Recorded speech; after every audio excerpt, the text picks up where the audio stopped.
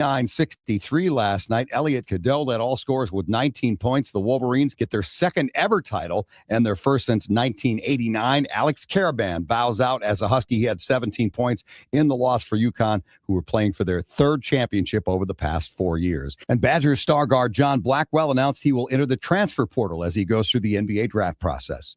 The Huddle is next. I'm Scott Dolphin on Fox Sports Radio Wisconsin. Good morning, Wisconsin, and welcome to the Huddle. I'm all for someone huddling if you have something to say. It's time to wake up and talk about the teams you love. Everybody wake up! Everybody wake up! With the guys you love. It's just about getting the group together. I need you, you need me today. Let's keep touching each other. Let's make sure we feel each other. Let's make sure we smell each other's breath. Watch us on YouTube, Facebook, and X. You need 15 or 20 huddles to correlate with the number of cameras. Take the cameras off the field, and there'll be no huddles. Now gather around because it's time to huddle up. West left slot, 323 wide stick on one. Ready, Bill Earth for blitz. If it looks like man coverage, I'll check. I'll go 200 yes. You got to cut and crack. Now cut and crack. Red, right, 18, Bob on one. Ready, cut him and crack. If you look at this play, what we're trying to get is a seal here and a seal here and try to run this play in the alley. We got what we got to do. All right, that's all we got more y'all do. Let's go out and kick the tape. All right? 1, 2, 3. Keep doing what you're doing. Get our guys after and make the play. B right, all the way outside. Y left, fake, 396 bag, B hand, C puck. Is that long enough for you? I want you to be proud of your profession. It's a great profession. Go out there and play this ball game like I know you can play it. With Drew Olson, Mythical, legendary figure. Bill Schmid, Oh, my God. This man's been out all night. and Armin Sarian. This is it. Don't get scared now. Sanchez, we ready? Fox Sports Radio Wisconsin is on the air. It's the day after Monday.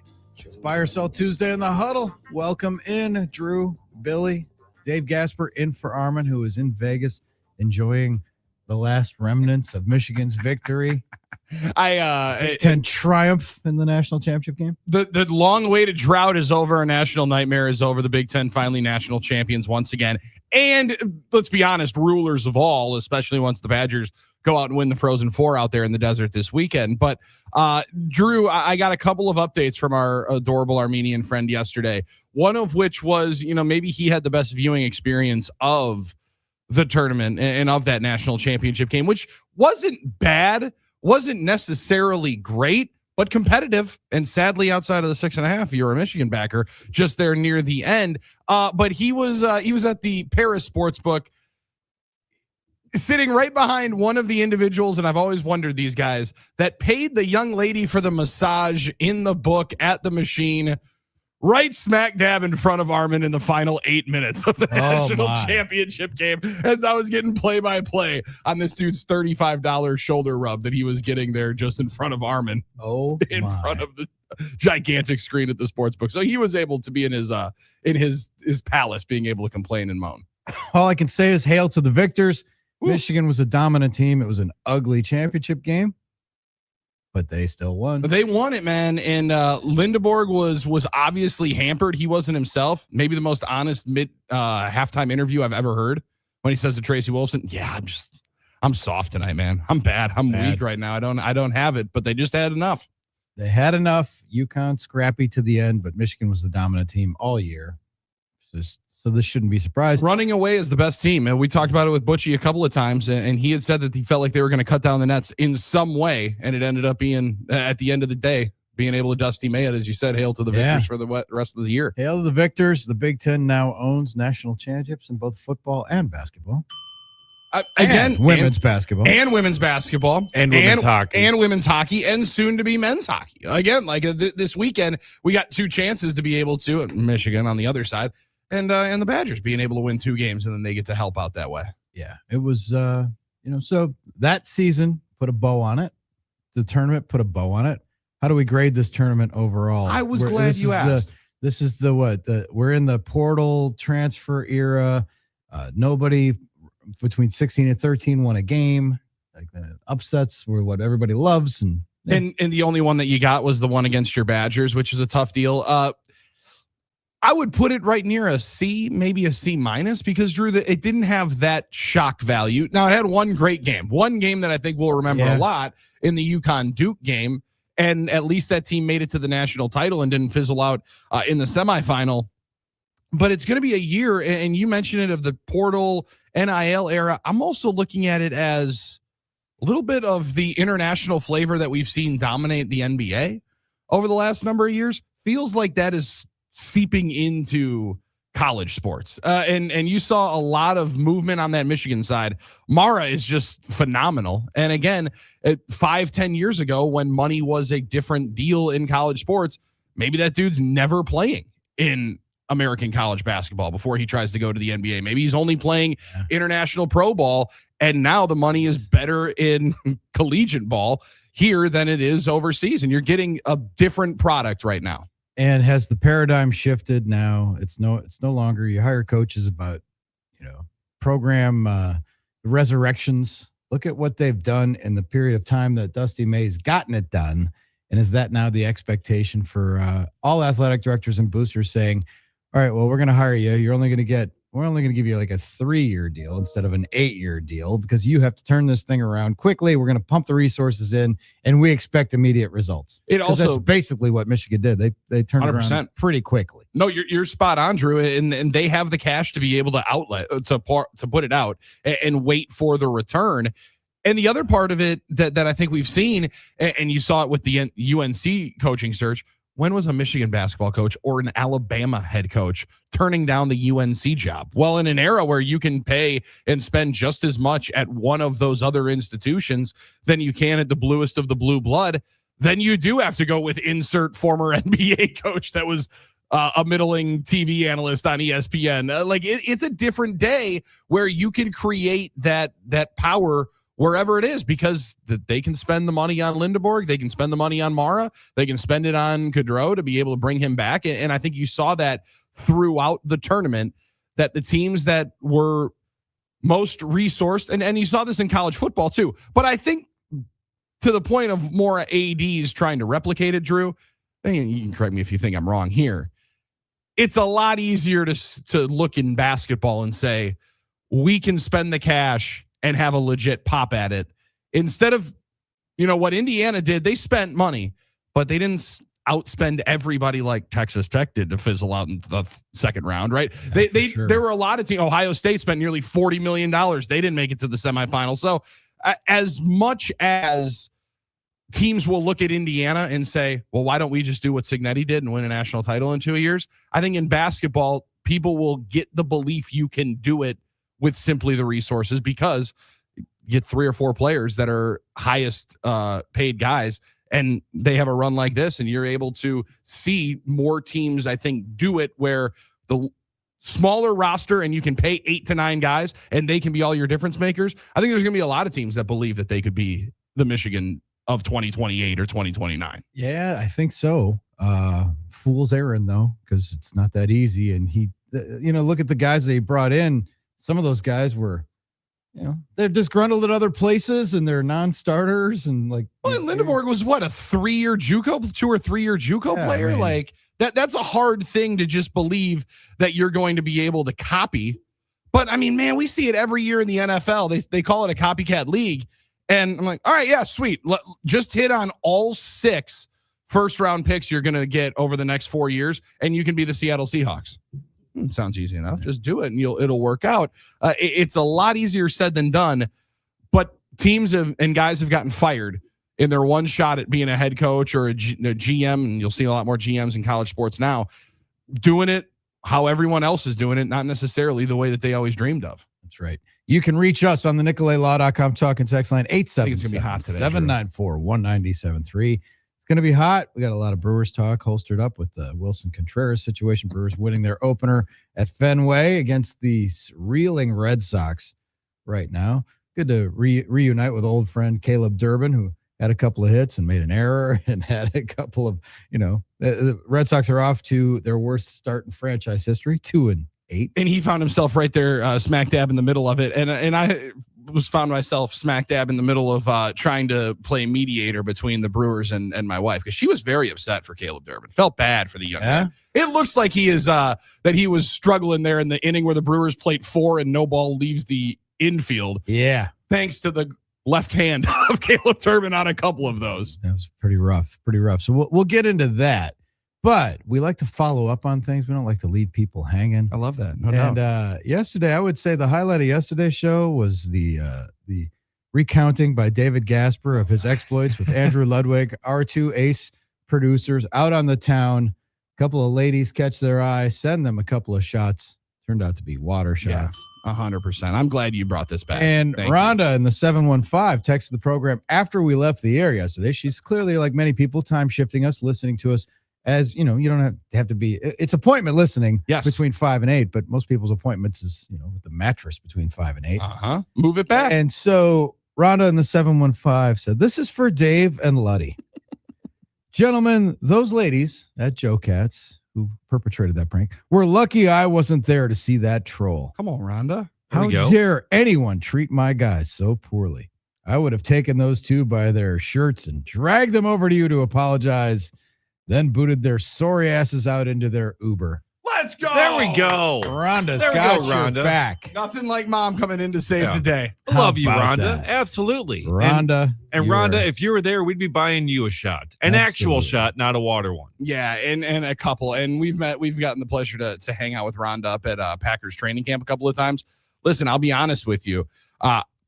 I don't think that they would have been. I think they would have been nervous. When Rhonda grabs him by the shirt collar, they would have known that it's potentially game on and that it's going to be over for him. I did get a lot of feedback.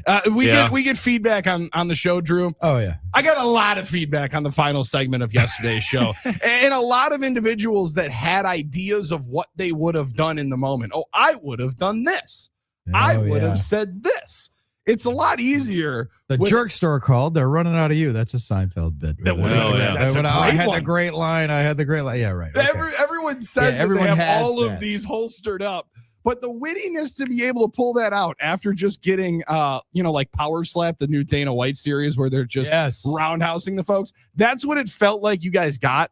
Yeah. Was smacked in Power Slap. Hard to be able to come back with a quick wit joke in that spot, but just so you know, there were a lot of people that were defending you in my inbox yesterday. Okay, yeah, appreciate that. I just want you guys to know you were not getting clowned as bad as you were clowning as much as Drew and I were potentially clowning you for the final 4 minutes. Yeah, 100%. Yeah, that's good because when you're in the it's like, wait, where are you going? But adversity only makes you stronger, Dave. And I think that was the overwhelming sentiment that I heard was you're going to be better for this situation moving forward. Absolutely. And there's so many times where it's like a conversation or something happens and it's not until like a half hour later or when you're in the shower or whatever it is when you realize, oh, that would have been so good. That would have worked out better. You know, like if you could have just said that in the moment. But well, luckily I have now probably 15. I didn't want them anyways. You know what? They weren't even that good looking. Now we're talking. Yeah. Now we're talking. Yes. The bright light, the sober thoughts cleared up. That's what I'm talking about, Dave. Yeah. They weren't that cute. No, they were not. They were out of love it. We were out of their league. Love it. 877-794-1977. Shout out. Thank you, Rhonda. Love you, Rhonda. Love it. Thank you. That is, Drew, a perfect example of when we say the talk and text line never closes. True. We're being honest. Like we're going to see it whenever you send something in. So if you do start your day at 9:00 and backtrack, listen to the podcast, please fire in those beliefs because you don't know during, as Armin Sarian likes to call this, the AMA hour, the Ask Me Anything hour. We will respond and we will find the opportunity to be able to get those questions answered. As we boot up today, and again, it's a buy or sell Tuesday on the program. We'll dive into those props as we move forward. But Chris in Lodi hit us up really early. He said, man, last night's NCAA championship game felt like the WWE meets the NHL. And he said, and Danny Hurley got more screen time than the Kelsey brothers. Well, it's going to be hard to top this week with Jason Kelsey's Wednesday appearance at the Masters Par 3. But we also got an early morning, right as the show opened, unburdening, an admission, if you will. There's been a thaw out there. Maybe not in our 29-degree day that we're having so far right now, but Red Hot Tim Knott I'm not 100% flipped on Garrett Mitchell, but if he can stay healthy all year, this team's going to be a problem. Let's go. Welcome to the fun side. It's the it's the psychology of the modern fan that folks, there's a strong, and I've heard this from many people, strong anti-Garrett Mitchell. It's like they've put up a preemptive wall because he's hurt and he's going to disappoint me and he's going to be a bust, and I know this, and I'm therefore writing him off, and he's going to suck. Yeah. And the Brewers are going to suck if they think he's going to be good, so they suck by extension, by not realizing that he sucks. Yeah, we watched Matt Gamble. He's clearly Matt Gamble. Yes, but how about giving the dude a chance to play an extended period when he's healthy and see what he does? Well, and I mean, it's a novel concept, I know, in this era where everybody's with a phone has 1,000 hot takes they want to puke into their phone. Yeah, Drew, you and your patience. You need to get into 2026. Maybe your level-headed thoughts. This guy isn't the worst player ever drafted by the Brewers. Well, and luckily so. He's not in the Mark Rogers camp at this point. But the other part is you do caution yourself to what you just said, the unknown, and you just fall back on, well, he's been hurt, so there's no way that you're going to be able to bounce back from a lot of injuries and have a tremendous career, especially in baseball where it's a lot less physical once you're able to figure out your easiest way of playing. Yeah, it's like, again, though, I get it. That's the impulse. I want to be the first on my block to say my team sucks and can't win this year. I mean, well, look at what we had to be right as well. What we had on display last night, because Caleb Durbin's been a Red Sox for all of about 2 weeks, and he's the biggest piece of crap ever. And the Red Sox, for all of the charm of Fenway and all of their vast resources and their lineage now of recent success in this this generation, they got thousands of people screaming, "Sell the team! Sell the team!" And then the Woodpeckers come in from Milwaukee and hand it to them yesterday. And again, down 3-0, take the lead in an inning in which a ball does not leave the infield. The ultimate small market rally. It was incredible. And then to be able to, as you saw, fly and flip the entire home crowd to, holy cow, 2-7, digging out of this hole and going to start challenging the Yankees and Blue Jays for this division too. Yeah. Oh no, we suck again. And instantly they were Rob Schneider. Again. Yeah. So that was interesting stuff. But to the Mitchell thing, I get it. I guess even Murph had said that he wasn't sure if the guy should break and needed to go north because he had a bad camp and everything. But again, spring training doesn't mean anything. And kudos to Jake Bauers because he did beat the odds by staying hot for a little bit after a torrid spring. Yeah, Bauers and Lockridge are breaking the Brad for Nelson the most curse. part. Guys who are hot in the spring go 0 for April. It's just the facts. I've seen that a gajillion times. Yeah. Or guys that are 0 for March suddenly open up the season and the switch Christian flips, Yelich and they're hot. Bad spring. Yeah, so it just doesn't. None of that really matters. But the Mitchell thing again, you've seen the skills. He's tantalized. I called him flippantly in the last year or so the Christian Watson of the Brewers. People are like, "Oh, he's hurt all the time," you know. The other part, the tough thing for Mitchell too is, and this is a clear thing that now we've been able to see, that he's going to recover slower from different injuries. And he had talked about it pretty openly right down in spring training, where he's like, a lot of it is the medication that I take for my diabetes. Like, it's always been a problem of being able to rehab and get back in a quicker pace. But he's also had catastrophic injuries. That's where I think you can also put it to and compare it to Watson, not after the ACL injury, where when he blows that out against the Bears, people said, well, this guy's fragile. Yeah. Well, I don't know that you can call it soft when the ACL pops there on the 26-yard line, just like for Garrett Mitchell, where he had his shoulder ruptured, not once, but twice over at a base. So on the surprising injury front, that would be near the top in baseball, the ones that you're not going to see. But I think his open skepticism of if he can be the same player, I think that also fueled in more of it, probably to Murph, Drew, and that's where I came in. Maybe he's got to play. Maybe he's got to be down in AAA and allow himself to get a number of at-bats and feel confident. But also maybe he was like Brandon Woodruff. He's like, I just got to tell you guys, me playing in AAA games, I just don't see the benefit of it. Throw me up here in the big leagues and let's see if I can figure it out. And due to a couple of injuries, he's going to get a ton of leash out there in center and have an opportunity to figure out how he can play at this stage in his career to try to keep himself a little bit healthier. Mitchell's been around for a couple of years, but he's 27. It's when athletes peak generally, especially baseball players. That's the age. So he's putting it together. And I still consider him a young player in terms of experience and big league. Does he even have 160 games played? Well, yeah, that's what 100%. I got to look at. You're totally right. So what you look for is consistency. Does he have some ugly at bats? Sure. Is he going to punch out a couple times? Sure. No harm. But if he's going to get 2 hits, he's hitting in 300 early here. He's got 13 RBI. Among the league leaders in RBI. And 27 at bats. Yeah. 27 at bats and 13 RBI. That's pretty productive. And he's hitting 300. And to me, the big thing, OBP over 400. Like you can win with guys like that, folks. Yeah. Just let him play. Let him cook. And he's stealing bases and sliding in feet first. Which is thankfully always nice. Right. Well, and that's the thing. Like, you'll take the wins when you can get them, and where you're able to alter your play just a little bit to be a little safer. I think you're seeing that with him. He also, this isn't, I think, prisoner of the moment. He's had a little bit of clutch factor in him ever since he came up. What was it, like his third game when he first came up? He had a walk-off hit. But you're right, Billy. And it seems like he's been around a long time, and you expect him to be kind of like a finished product. I just looked up his career regular season at bats. 417. Not even a full season. Not even a full season. Yeah. Not even a full season. So they haven't scratched the surface with this guy yet. They haven't even begun to. And we don't know. I'm not declaring him an all-star or Hall of Famer. Don't get me wrong. No. I'm just saying, we'll let Hunter do that at 7. Can you just like withhold judgment for a second and let the guy play a little bit and then see what you have? And it looks like it's, the Brewers kind of know what they're doing. They drafted him, and they still continue to play him and send him out there and nurture him because they see the potential. And let's just, let that be a cautionary. It won't be. Let it be a cautionary tale.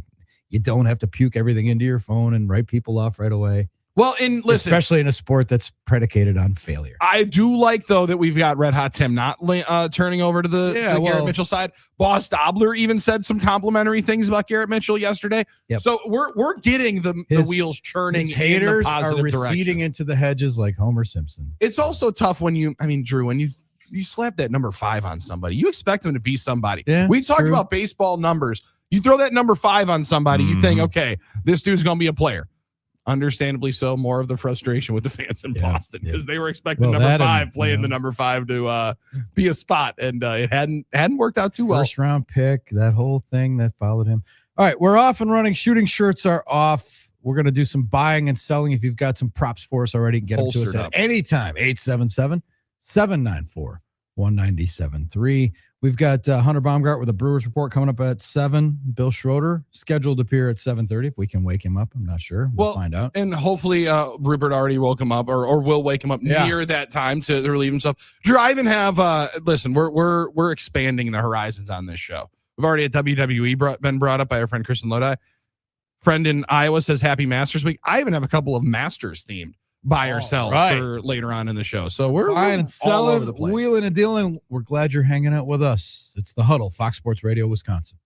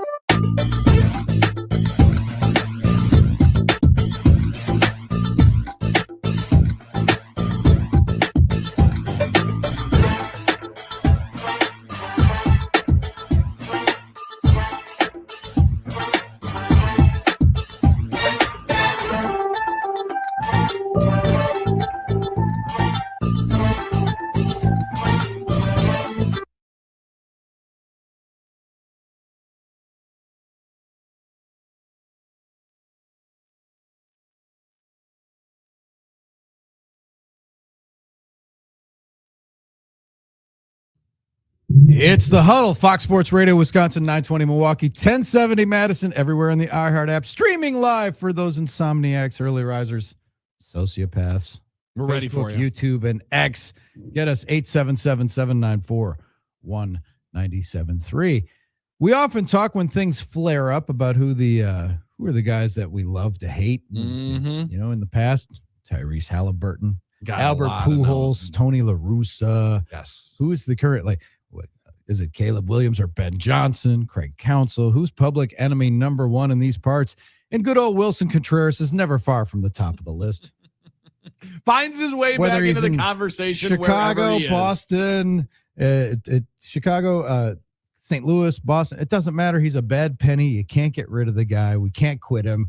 There he was again last night. And now we only get to see our old friend 3 times a year or 3 games a year, once a year. It's not fair. And it's Williams' brother. Our buddy KB would purposely drill him every at bat. Right into in the video zero. games. That was all he predicated his strategy, and he's had some good success with that. But always hitting Wilson Contreras, regardless of the game situation. Now, okay, so Wilson Contreras. Wilson Contreras. Brandon Woodruff's mantra too. Yeah, he gets hit for the 24th time against the Brewers. He's played a lot of games against the Brewers. Also, did he get hit? Yeah, that's a good question. I don't think he did. Like that was my question for it. The Brewers reviewed it. I didn't see the ball again. Now I'm not going to say that I'm a genius by watching a video replay, but they make the guys in Secaucus, New York, the geniuses on it. I didn't see the ball change rotation, change flight at all. I did see my man throw a conniption fit into the right-handed batter's box when the ball came up and in on him, but I still don't know that I saw it hit his hand. Yeah, I don't know that that was clear and evident. But sorry, continue, Drew. I apologize. No worries. He's got 16 homers, 52 RBI, 53 runs scored. He's played 121 games. He's been almost a full season against the Brewers. Yeah. So, and when you crowd the plate and also have highlights of him legitimately hanging into the batter's box to take a pitch against the Brewers, I don't feel nearly as bad for you as much as you would like it to be. There's also good heat. And I think we've heard Pat Murphy say this for a fact. He knows that Wilson Contreras doesn't like him. Oh, yeah. And Murph will never shy away from agitating somebody that I think he knows doesn't appreciate him and enjoy him. And Murph made it known yesterday that he was going to be a part of that conversation as well. That's right. And so, yeah, he's predisposed. Wilson Contreras, some guys will pimp home runs. Mm-hmm. He pimps the HBPs. To where there have been times where he gets hit like in the foot with a breaking ball and he's pissed about it, right? It throws it all over the place. That was a first pitch offering from Woodruff, and it didn't like buzz the tower or anything. You're right. Did that hit him? Really? Well, and there were hands, and like, there's 2 on, nobody out. Like Drew, on the times that you're going to put one into the back, that wouldn't be it. That was not the time, and so he's just got this built-in thing that he hates the Brewers. Brewers hate him. I had to tap in. Got a WWE element to it. Yeah, listen, I don't know if he's been watching Randy Orton or something. He wants to be the apex predator, but he's sitting over here, and I had to tap in with the Nesson broadcast just to make sure that I wasn't having some Brewer colored glasses on. Play-by-play guy goes, well, now Wilson needs to calm down. All right, he's screaming at first base right into the umpire's face. They had Alex Cora come out. It's like he needs to calm down. Color guy comes on after the video replays and watching that. Because, first off, he's definitely not trying to hit him. I'm not sure he did hit him. I don't know that he did hit him. He's definitely not trying to throw at him on purpose. But, hey, you can tell anybody that. And for Wilson Contreras, he was going to believe the opposite when it's 6 times from Brandon Woodruff. And then, clearly, he went after David Hamilton, who he has no allegiance with, but as friends, has a lot of friends in the room where Wilson Contreras now changes clothes, right? Because he played there. So it's like, okay. And I mean, not only a high cleat, that was a knee-high cleat that he put onto the. This is one of those situations, and I've seen players like this before, where a player is such a jackwaffle that if you hit him and something starts, it's going to be like 49 against 1 because Mhm. like nobody on either team likes you that much, dude. You could Right? see Your own teammates aren't going to have your back because they just think you're a jackass. Yeah, they know that you're the reason why. And like you saw some guys get out of the dugout, but they weren't approaching the line at all. And if they would have thought that their guy that they like would have gotten hit, I think there would have been a little bit more aggression. No, but then the play that he went after Hamilton, clearly Matty's trying to break up the double play. I have to admit I'm conflicted on that one because by the standards of a generation and maybe even generation and a half ago, that really wasn't much. That was also kind of how you were supposed to play back in the day. I was going to say they used to coach that stuff. That's been kind of wiped out of the game, but go back and look at some of the Hal McRae, Willie Randolph dust ups. Like Jim Gantner missed a season because he took one. It was like the standard operating procedure was wiping out the second baseman or the shortstop at second base. And that's gone away along with collisions at home plate. So that looked like a really egregiously aggressive. It was a roughing the passer penalty where the guy lands on the quarterback in 2026. With your full weight. So I was like, well, that really isn't that. That used to be the norm. And and I think Hamilton, like you were taught to throw it at the guy's head, make him get down, when they're coming into you and stuff like that. And that was like, okay, cost of doing business. By today's standards, it was a little extreme, but that's my old guy thing. It's like, that wasn't that bad. No, second base, really. You got me messed up though. If you don't think I was standing up telling you, got to be kidding me. That's automatic double play. What are we doing here? He caught a cleat, and I think he ripped Hamilton's pants. Yes, but send those to the Brewers Hall of Fame. Yeah, but it was like that. In the standards, it's like, yeah, okay. By today's standards, that's bad. But like I said, when I was growing up, they used to. It was.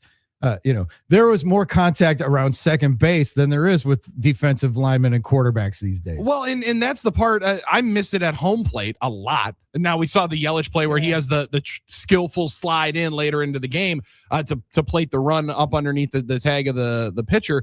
Back in the day, I remember you run right through that son of a gun, and I remember Mike Matheny almost getting his career ended by Prince Fielder doing the exact same thing. So the second base used to be a war zone.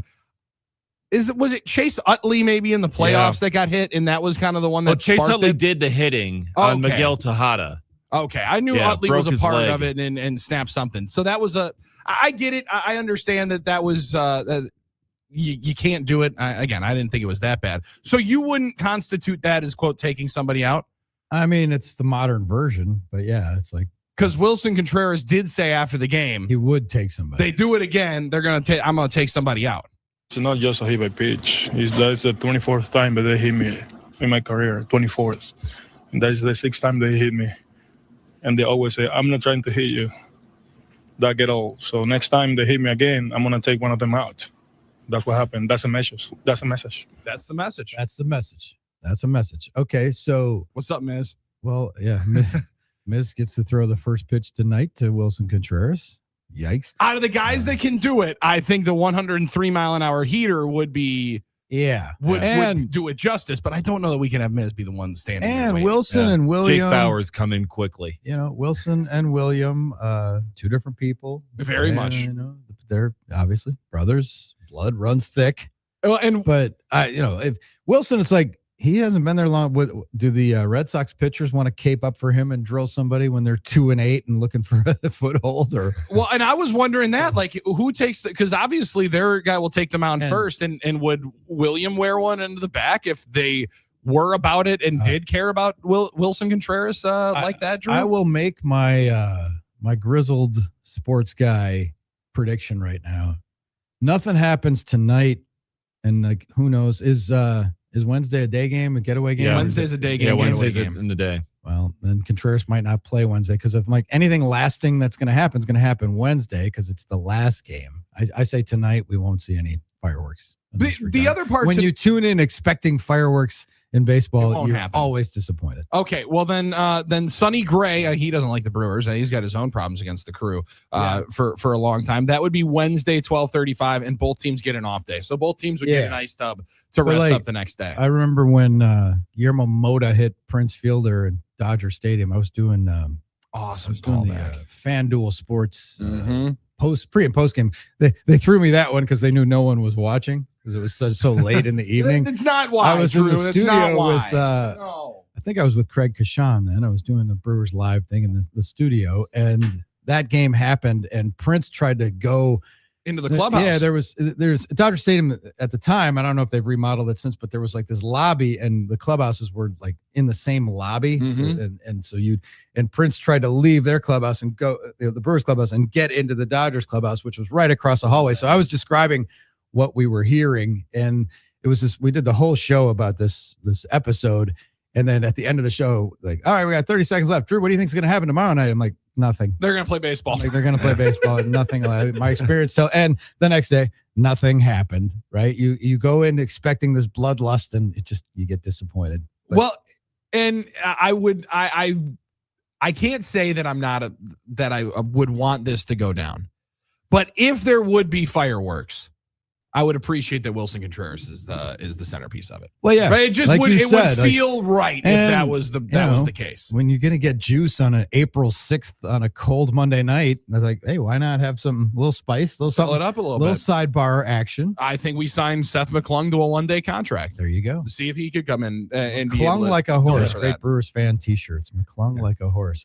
Yeah, get Derek Turnbow back in here. Yeah, McClung would go. He was the guy. Right, like I think McClung would be a good one. He hit if he could hit Pujols, he's going to hit Wilson Contreras. Oh, well, that was the night that, and was that the night that La Russa called all the fans idiots? Yeah, no, I think that was the same night. One of those nights, yeah. Oh my gosh, yeah. See, McClung would be right near the top of the list of guys to bring back. Derek Turnbow, was he a scrapper? Would the real hair on the bobblehead be able to? He was deliver okay. A little bit? He was, yeah. I thought Danny Kolb. Danny Kolb. You're talking about a stout son of a gun that would have been Ray able to King deliver that. going in there. Yeah, Ray King very stout as well. He would buzz the tower a little bit. It was funny though. I do remember there was one of those games, and I don't know if that was the McClung game or not, but I had heard from my well-placed sources in the dugout, like Prince Fielder got hit against the Cardinals, and he came back and he was pissed. Like they hit him. What happened was it was the typical La Russa eye for an eye thing. Brewers hit somebody in the spike with a slider that was, did it hit the dirt? Did it barely touched him? So they got an HBP by the foot, and then they hit Prince up in the shoulder, and Prince was livid. And he got back to the dugout as he was retired on a force out or something. And Ned Yost said, "Don't worry, Prince, we're going to hit the first guy." And Prince's response was, "F that, hit Pujols or don't hit anybody." Love that, man. So they had to wait for Albert's turn to come around, and that's when they hit him. And so I think it was that might have been the McClung game. But that was, Prince's thing was like, I appreciate the urgency, but he's like, don't hit the 8-hitter. Like hit their main guy. The guy that matters. Yeah, hit their main guy because they just drilled me. So I love that. Well, listen, they hit your Contreras, we're going to hit yours. Or maybe it is Jake Bauers. Maybe he's the one that has to wear it there in the corner. Or Gary Sanchez would be in the lineup if you think something was going to go down, though. Like, out of the individuals that I do think we would want out there, he would absolutely have to be standing over at first base, be one of the first into action. Because Mizorowski, I've said it a couple of times, Drew, he feels like their Buddy the Elf that you would walk around with, and like nobody messes with Jacob. Okay. Yeah. Nobody messes with Jacob carrying his commercial steamer down the streets of Milwaukee. The nice kid. And Dave did say, maybe Miz would have some Pokemon that he would have backing him up. As like Nolan Ryan was standing there waiting to scrap. All I could see is Mizorowski. I'll just slide the arm and just a deck of Pokemon cards comes out. He starts throwing Charizards out. He's like, come on. I got the energy for it. I got the power up. Played. 877-794-1973. Dolph joins us at 6:30. We'll continue to take your thoughts. NCAA championship game. We're got buying or selling after 6. It's the Huddle on Fox Sports Radio, Wisconsin.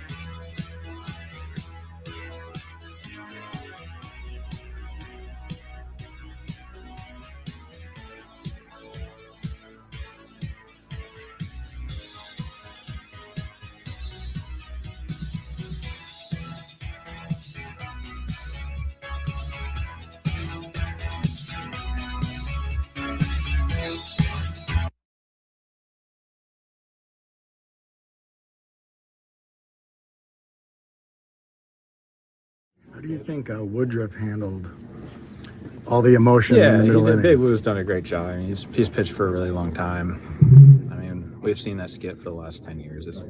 It's nothing new, not surprising. You just keep it rolling. You know, you got a game to win, and lock the boys in, rally the troops. We knew we had 6 innings left to play with there at that time, and we responded with 4 right there.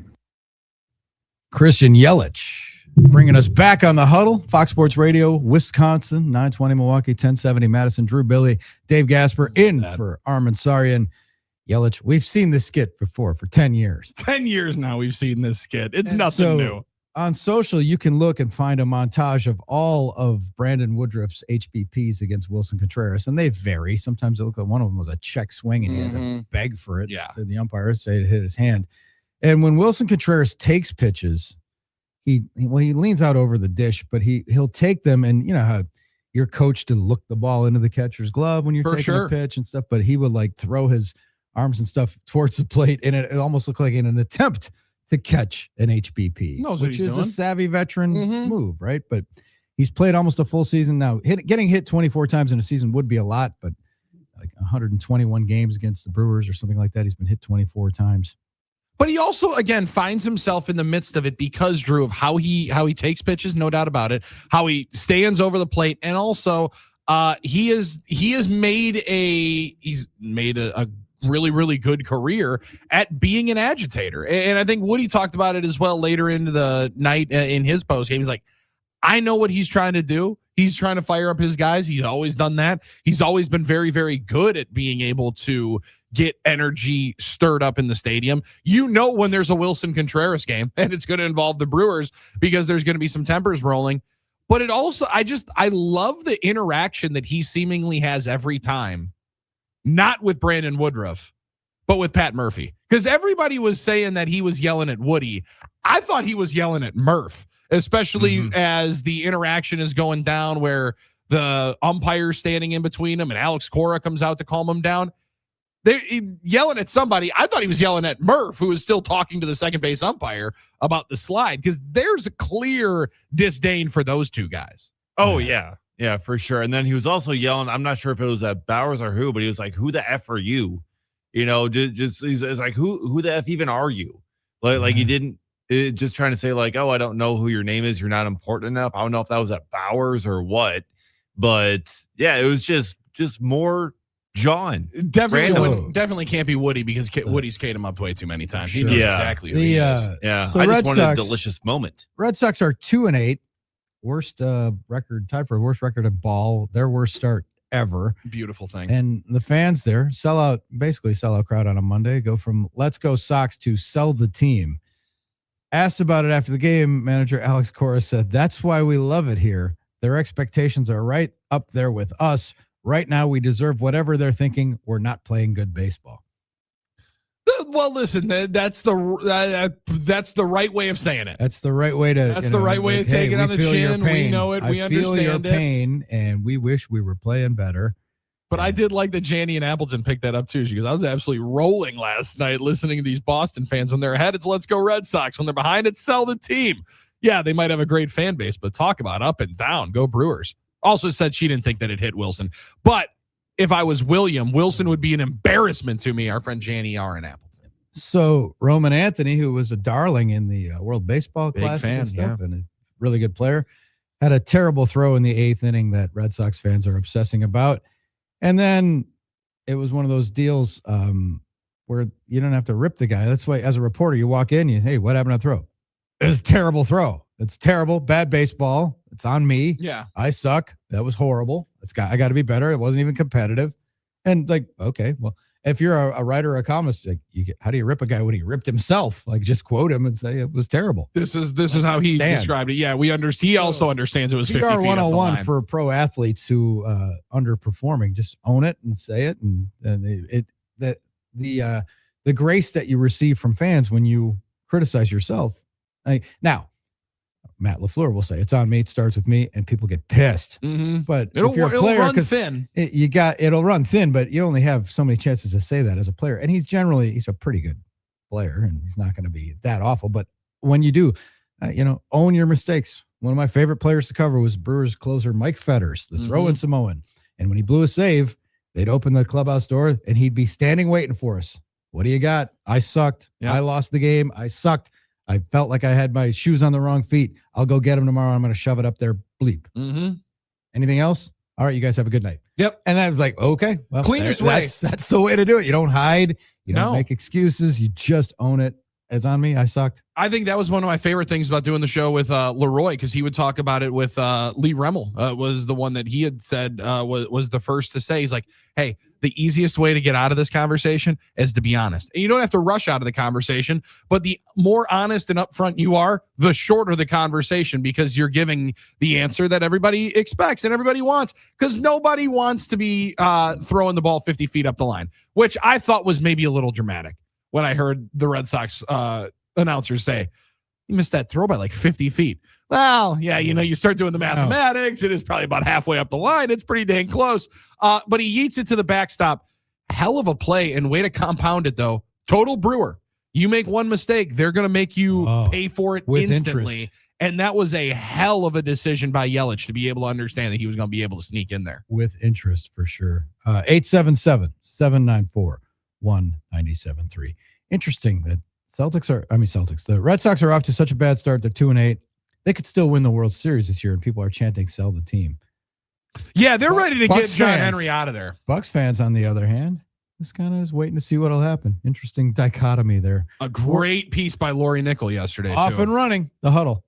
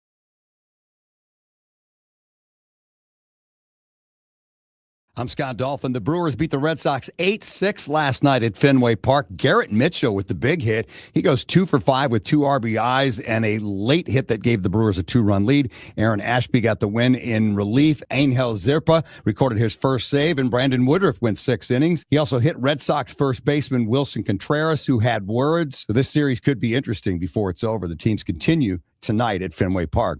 Bucks are back on the road taking on the Brooklyn Nets tonight. Michigan is national champions of college basketball. They beat UConn 69-63 last night. Elliot Cadeau led all scorers with 19 points. The Wolverines get their second ever title and their first since 1989. Alex Caravan bows out as a Husky. He had 17 points in the loss for UConn, who were playing for their third championship over the past 4 years. And Badgers star guard John Blackwell announced he will enter the transfer portal as he goes through the NBA draft process. The Huddle is next. I'm Scott Dolphin on Fox Sports Radio Wisconsin. Good morning, Wisconsin, and welcome to the Huddle. I'm all for someone huddling if you have something to say.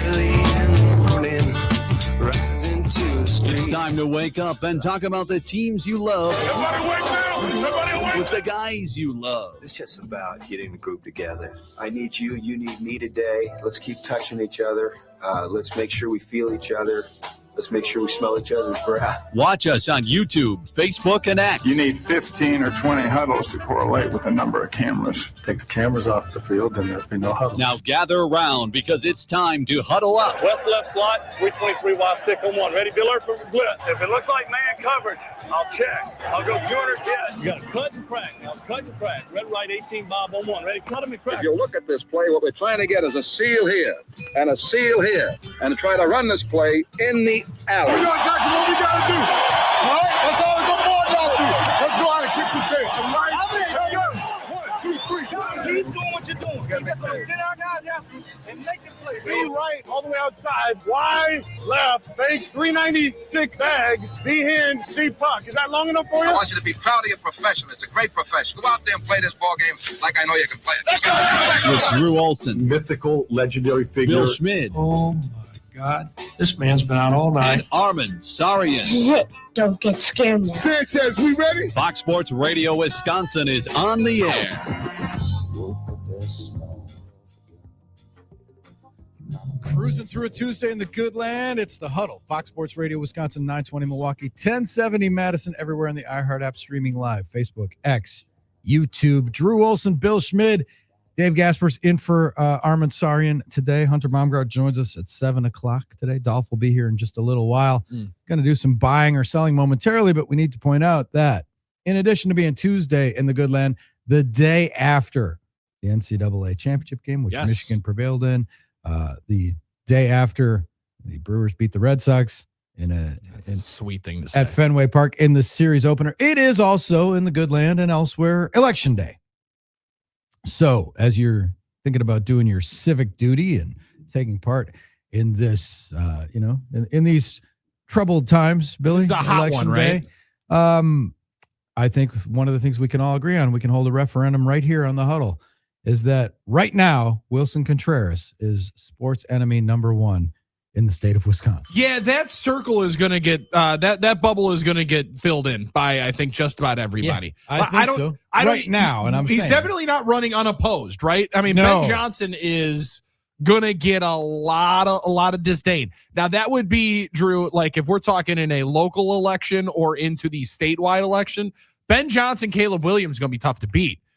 But it's all about what have you done for me lately. No doubt. Wilson Contreras finds himself there into my ballot Has box. Wilson Contreras inched past Craig Counsell on your personal power rankings of people that you don't like? Because Counsell slipped down a few spots for a lot of people when the Brewers vanquished the Cubs last year. Big time. Well, Not as mad. And Murph's won 2 Manager of the Year's award. Craig's never won one, so it's like, okay, we got a guy. That pushes it away. I also think Ben Johnson shoved Craig Counsell completely out of this conversation, right? Like, as much as we enjoy being able to mock Craig, and the Chew incident is one of my favorite things that I've ever seen on the internet. Boy, he's wearing that one. That is one of my favorite things I've ever seen on the Can't wait internet. till he gets to Milwaukee. And I've never offer him a dip. I've never felt more like a manager in Major League Baseball, because I remember my third one, and that was my last one. But to see a coach ripping his shirt off, celebrating, screaming F that team when it's your favorite team, and doing it with the ownership right there behind. And frankly, it looked like George McCaskey being happier than anybody in that room. Seeing Kevin Warren just fist pump and saying, all right, it doesn't matter if we move this damn team to Hammond, Indiana. They're still mad, and all the locals are going to be fired up because we got the guy that finally beat the Packers. Going to be tough to top that one. And I think he moved Counts out of the conversation. The one that I'm interested with, Drew, because we do hold grudges. Milwaukee people are and Wisconsinites are absolutely elite at a lot of things. Drinking, one of them. Oh, yes. Smoking sausages, no pause in there. One of them would definitely be holding a grudge over somebody that we believe wronged them. Do you think Wilson Contreras has made people kind of forget Manny Machado? Has he just moved Manny Machado? Manny Machado, because that was a one-time 8 years ago deal. Manny Machado gets booed. Is one of those guys that gets booed here. People don't even remember why. Oh my goodness. It's just baked in now. Well, he nearly took out Terang in the WBC. I mean, if Terang didn't, miss on that transfer, it looked like he was coming cleats up into Terang's ankle. That's right. I forgot about that one. So, I mean, he narrowly avoided going back atop enemy number one. And Manny got himself into some sticky waters earlier this weekend too, by a little bit of a dirty situation that he found himself into. I just like there's a lot in that one. Did that one involve the Red Sox too when he kicked the baseball? I think that was at Fenway this past weekend. So like there's guys that will always be near the top of the most despised players, but I think Contreras is finding himself that he's going to solidify almost in stone. He'll be in the top 5 of all time. That's going to be interesting.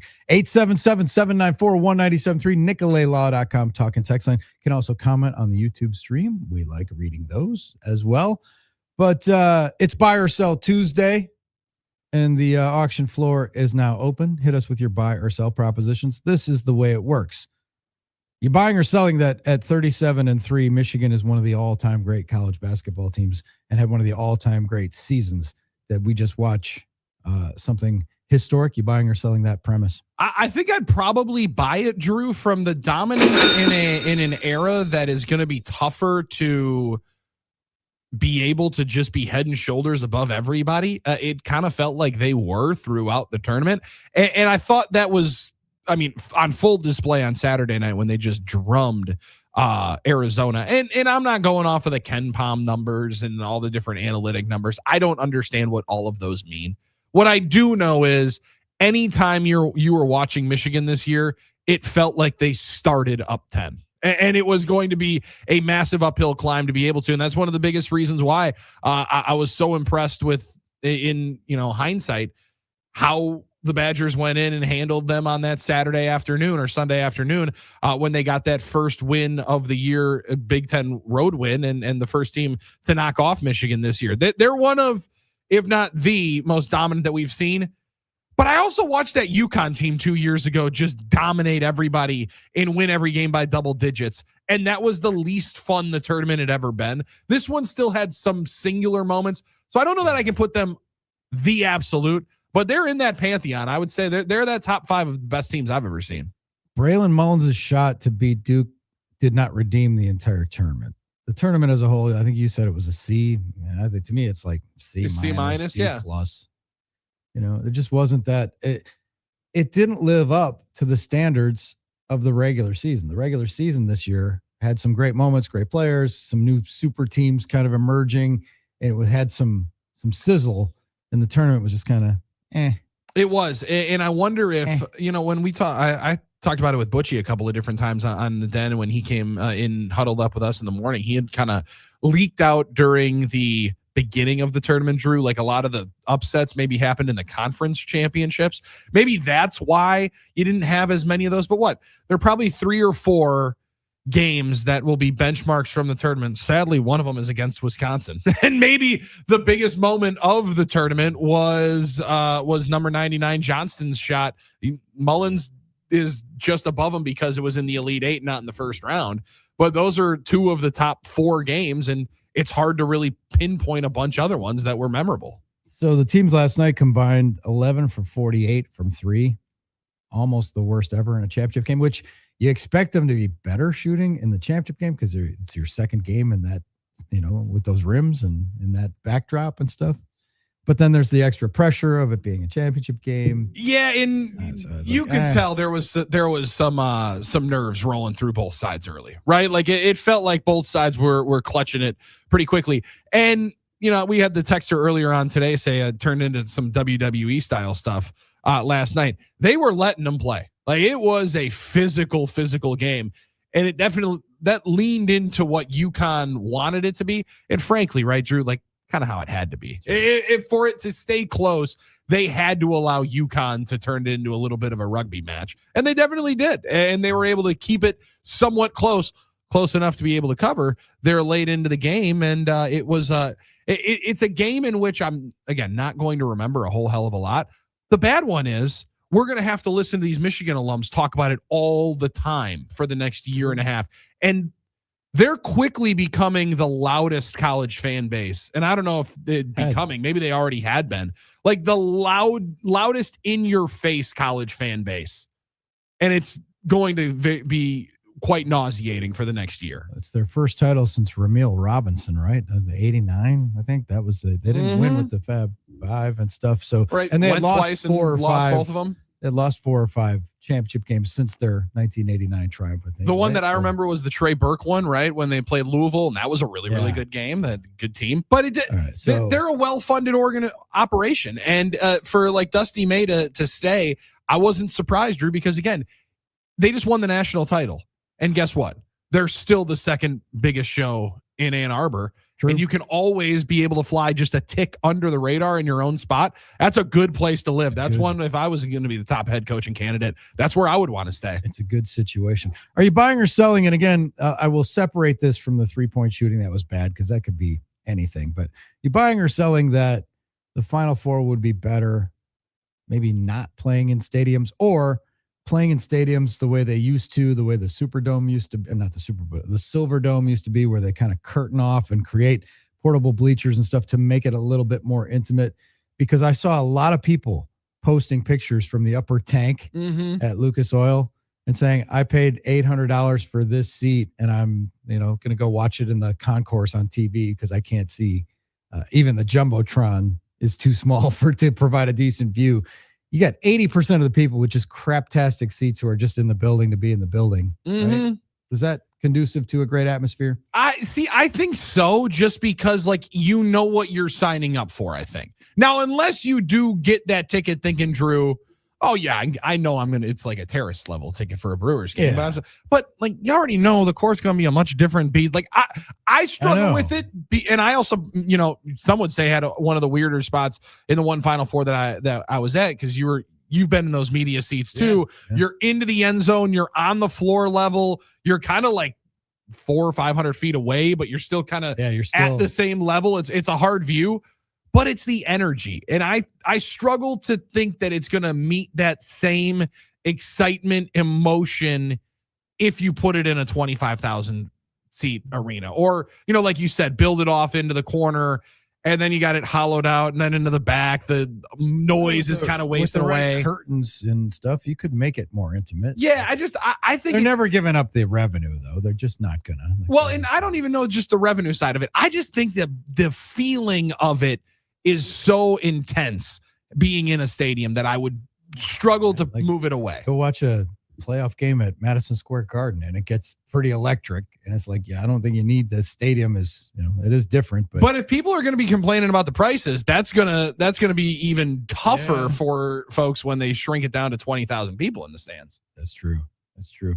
All right, let's hit us with your buy or sell propositions. 877-794-1973. Billy, what are you buying? What are you selling? We're buying and selling Master stuff this weekend. Are you buying that the Live and PGA Tour beefs are completely over? Because I don't know that anybody even thinks about it, but you look at the top leaderboard or the odds boards right now. 2 of the top 4 guys are Live dudes in Bryson and John Rahm. Rahm's playing tremendous right now. You had Jim Nance kind of getting taken out of context, being like, listen, they're playing. I don't watch the DP World Tour. He's like, I don't watch these others. I watch the PGA Tour. Is this gone? Is it a nothing burger? Because, Drew, I am still thinking it would be beautiful theater for it to be Rory and Bryson again on the last in that last pairing there on Sunday. I thought the Live Tour was going to go away for a while. I thought it was just going to just kind of implode, and instead they're re-upping some of these guys to bigger deals and going to expand it to 72 holes, which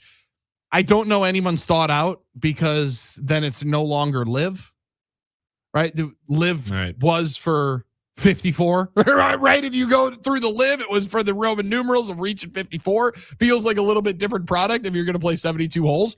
But I had gone to a place where I had only bet Live guys in these events because I wanted the WWE style drama. I just don't know that it's necessarily there anymore. Although you don't get to see John Rahm or Bryson DeChambeau play a whole lot, because I'm not watching the CW to watch a whole lot of Live golf. Exactly. It almost feels National League, American League, like early days of interleague play, where you're finally seeing all of the guys playing. Back in the day. 877-794-1973. What else you got holstered up there, Billy? Are you buying or selling the fact that with the down cycle or the down conversation of the NFL draft, are you buying that this is going to be the least discussed NFL draft for Packers fans in the last 2 decades? They haven't had a first round pick gone into the offseason without their first round pick since the 80s. Almost 40 full years since they've gone into the offseason without their first round pick. And in a year, though, that they maybe have more holes to fill in the draft, Drew, it's hard to feel a whole lot of energy rolling through. Or is it just the downside and the come down effect of the draft not being in our backyard and us being so juiced up for it last year? That's a good question. I would say, this will be the least scrutinized draft because of that. People have a short attention span. Days 2 and 3 of the draft is like, you got to be a real draft nerd to get excited about those. Yeah, us sickos enjoy days 2 and 3 for weirder reasons than just the headline in the show. Yeah. But I don't know. Do you think it's more of the come down effect of hosting the draft last year or not having the first round pick? That compounds it with interest. That it's not like last year we were totally like, oh, look at this. The world is attention is us. Now it's Pittsburgh. And now it's going to be like, oh yeah, the draft is going on.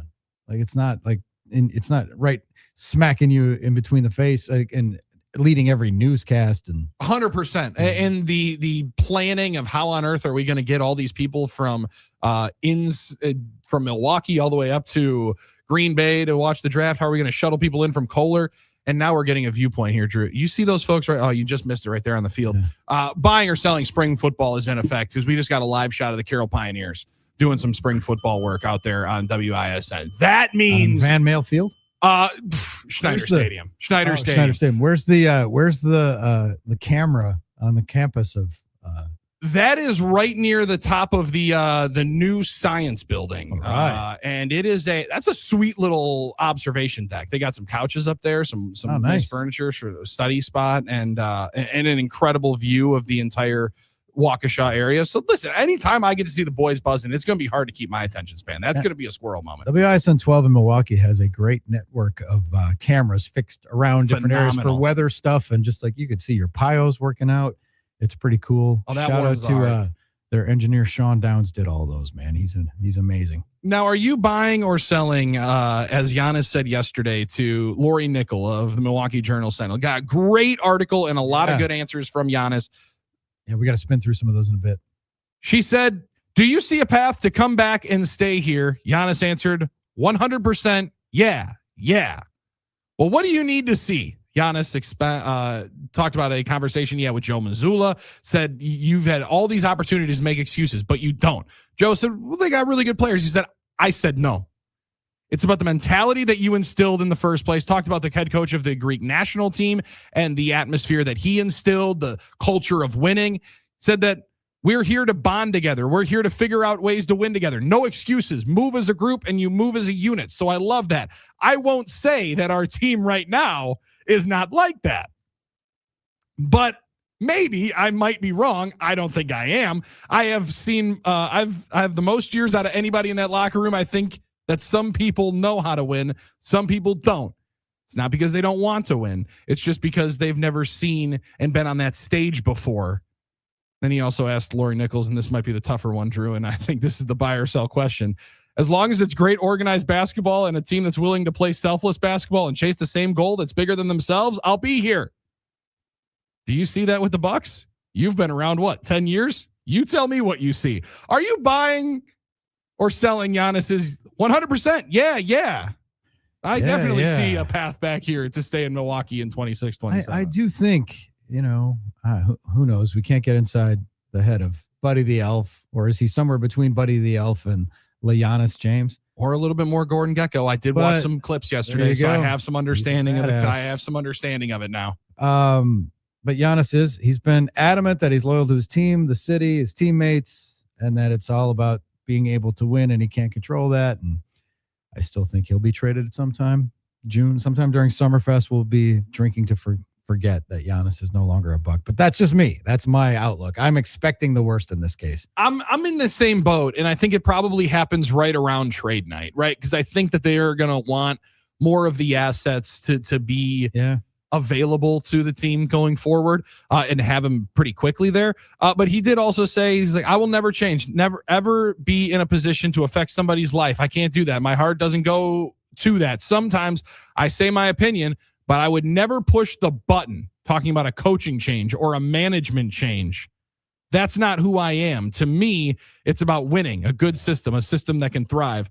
But I don't care about be myself, because sometimes in order for you to win, you don't win on your own terms. It's just, I just feel like I'm a part of something bigger. I'll be chasing something. It didn't sound like he was, it didn't sound very confident in the folks that are calling the shots potentially here for the Milwaukee Bucks. Not particularly, no. 877-794-1973. We're buying and selling today.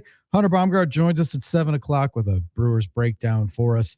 And Scott Dolphin's going to be in next, our halftime correspondent. Interesting halftime interview yesterday with Tracy Wolfson at the NCAA championship game. Maybe the most honest I've ever heard an athlete 20 minutes away from a title. It was fantastic. Scott Dolphin is in next. It's the Huddle, Fox Sports Radio, Wisconsin.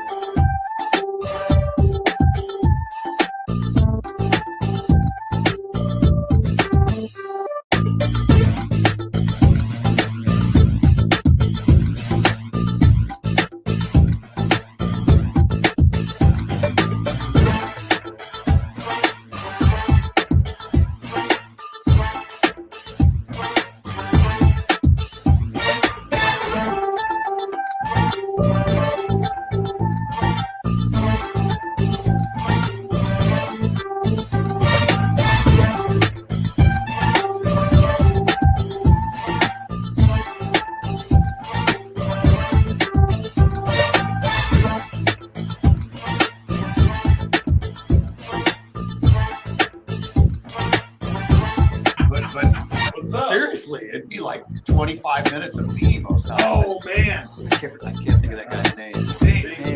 Dave. Yeah, nice guy. From Wisconsin, right? Mm-hmm. What's up, Dolph? He's from West. All right, there you go. A lot of that.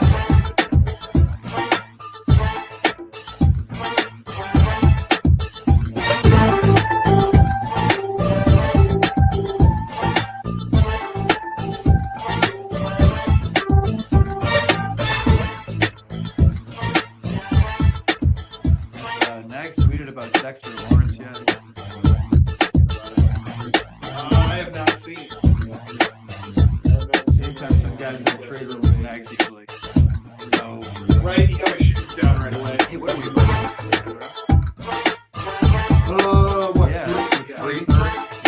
2 weeks from Thursday.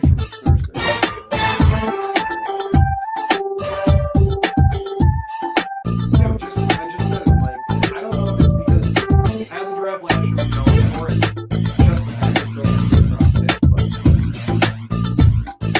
yeah.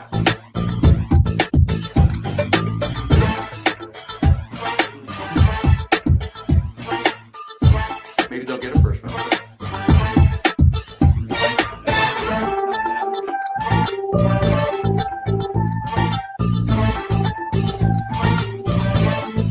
Yeah.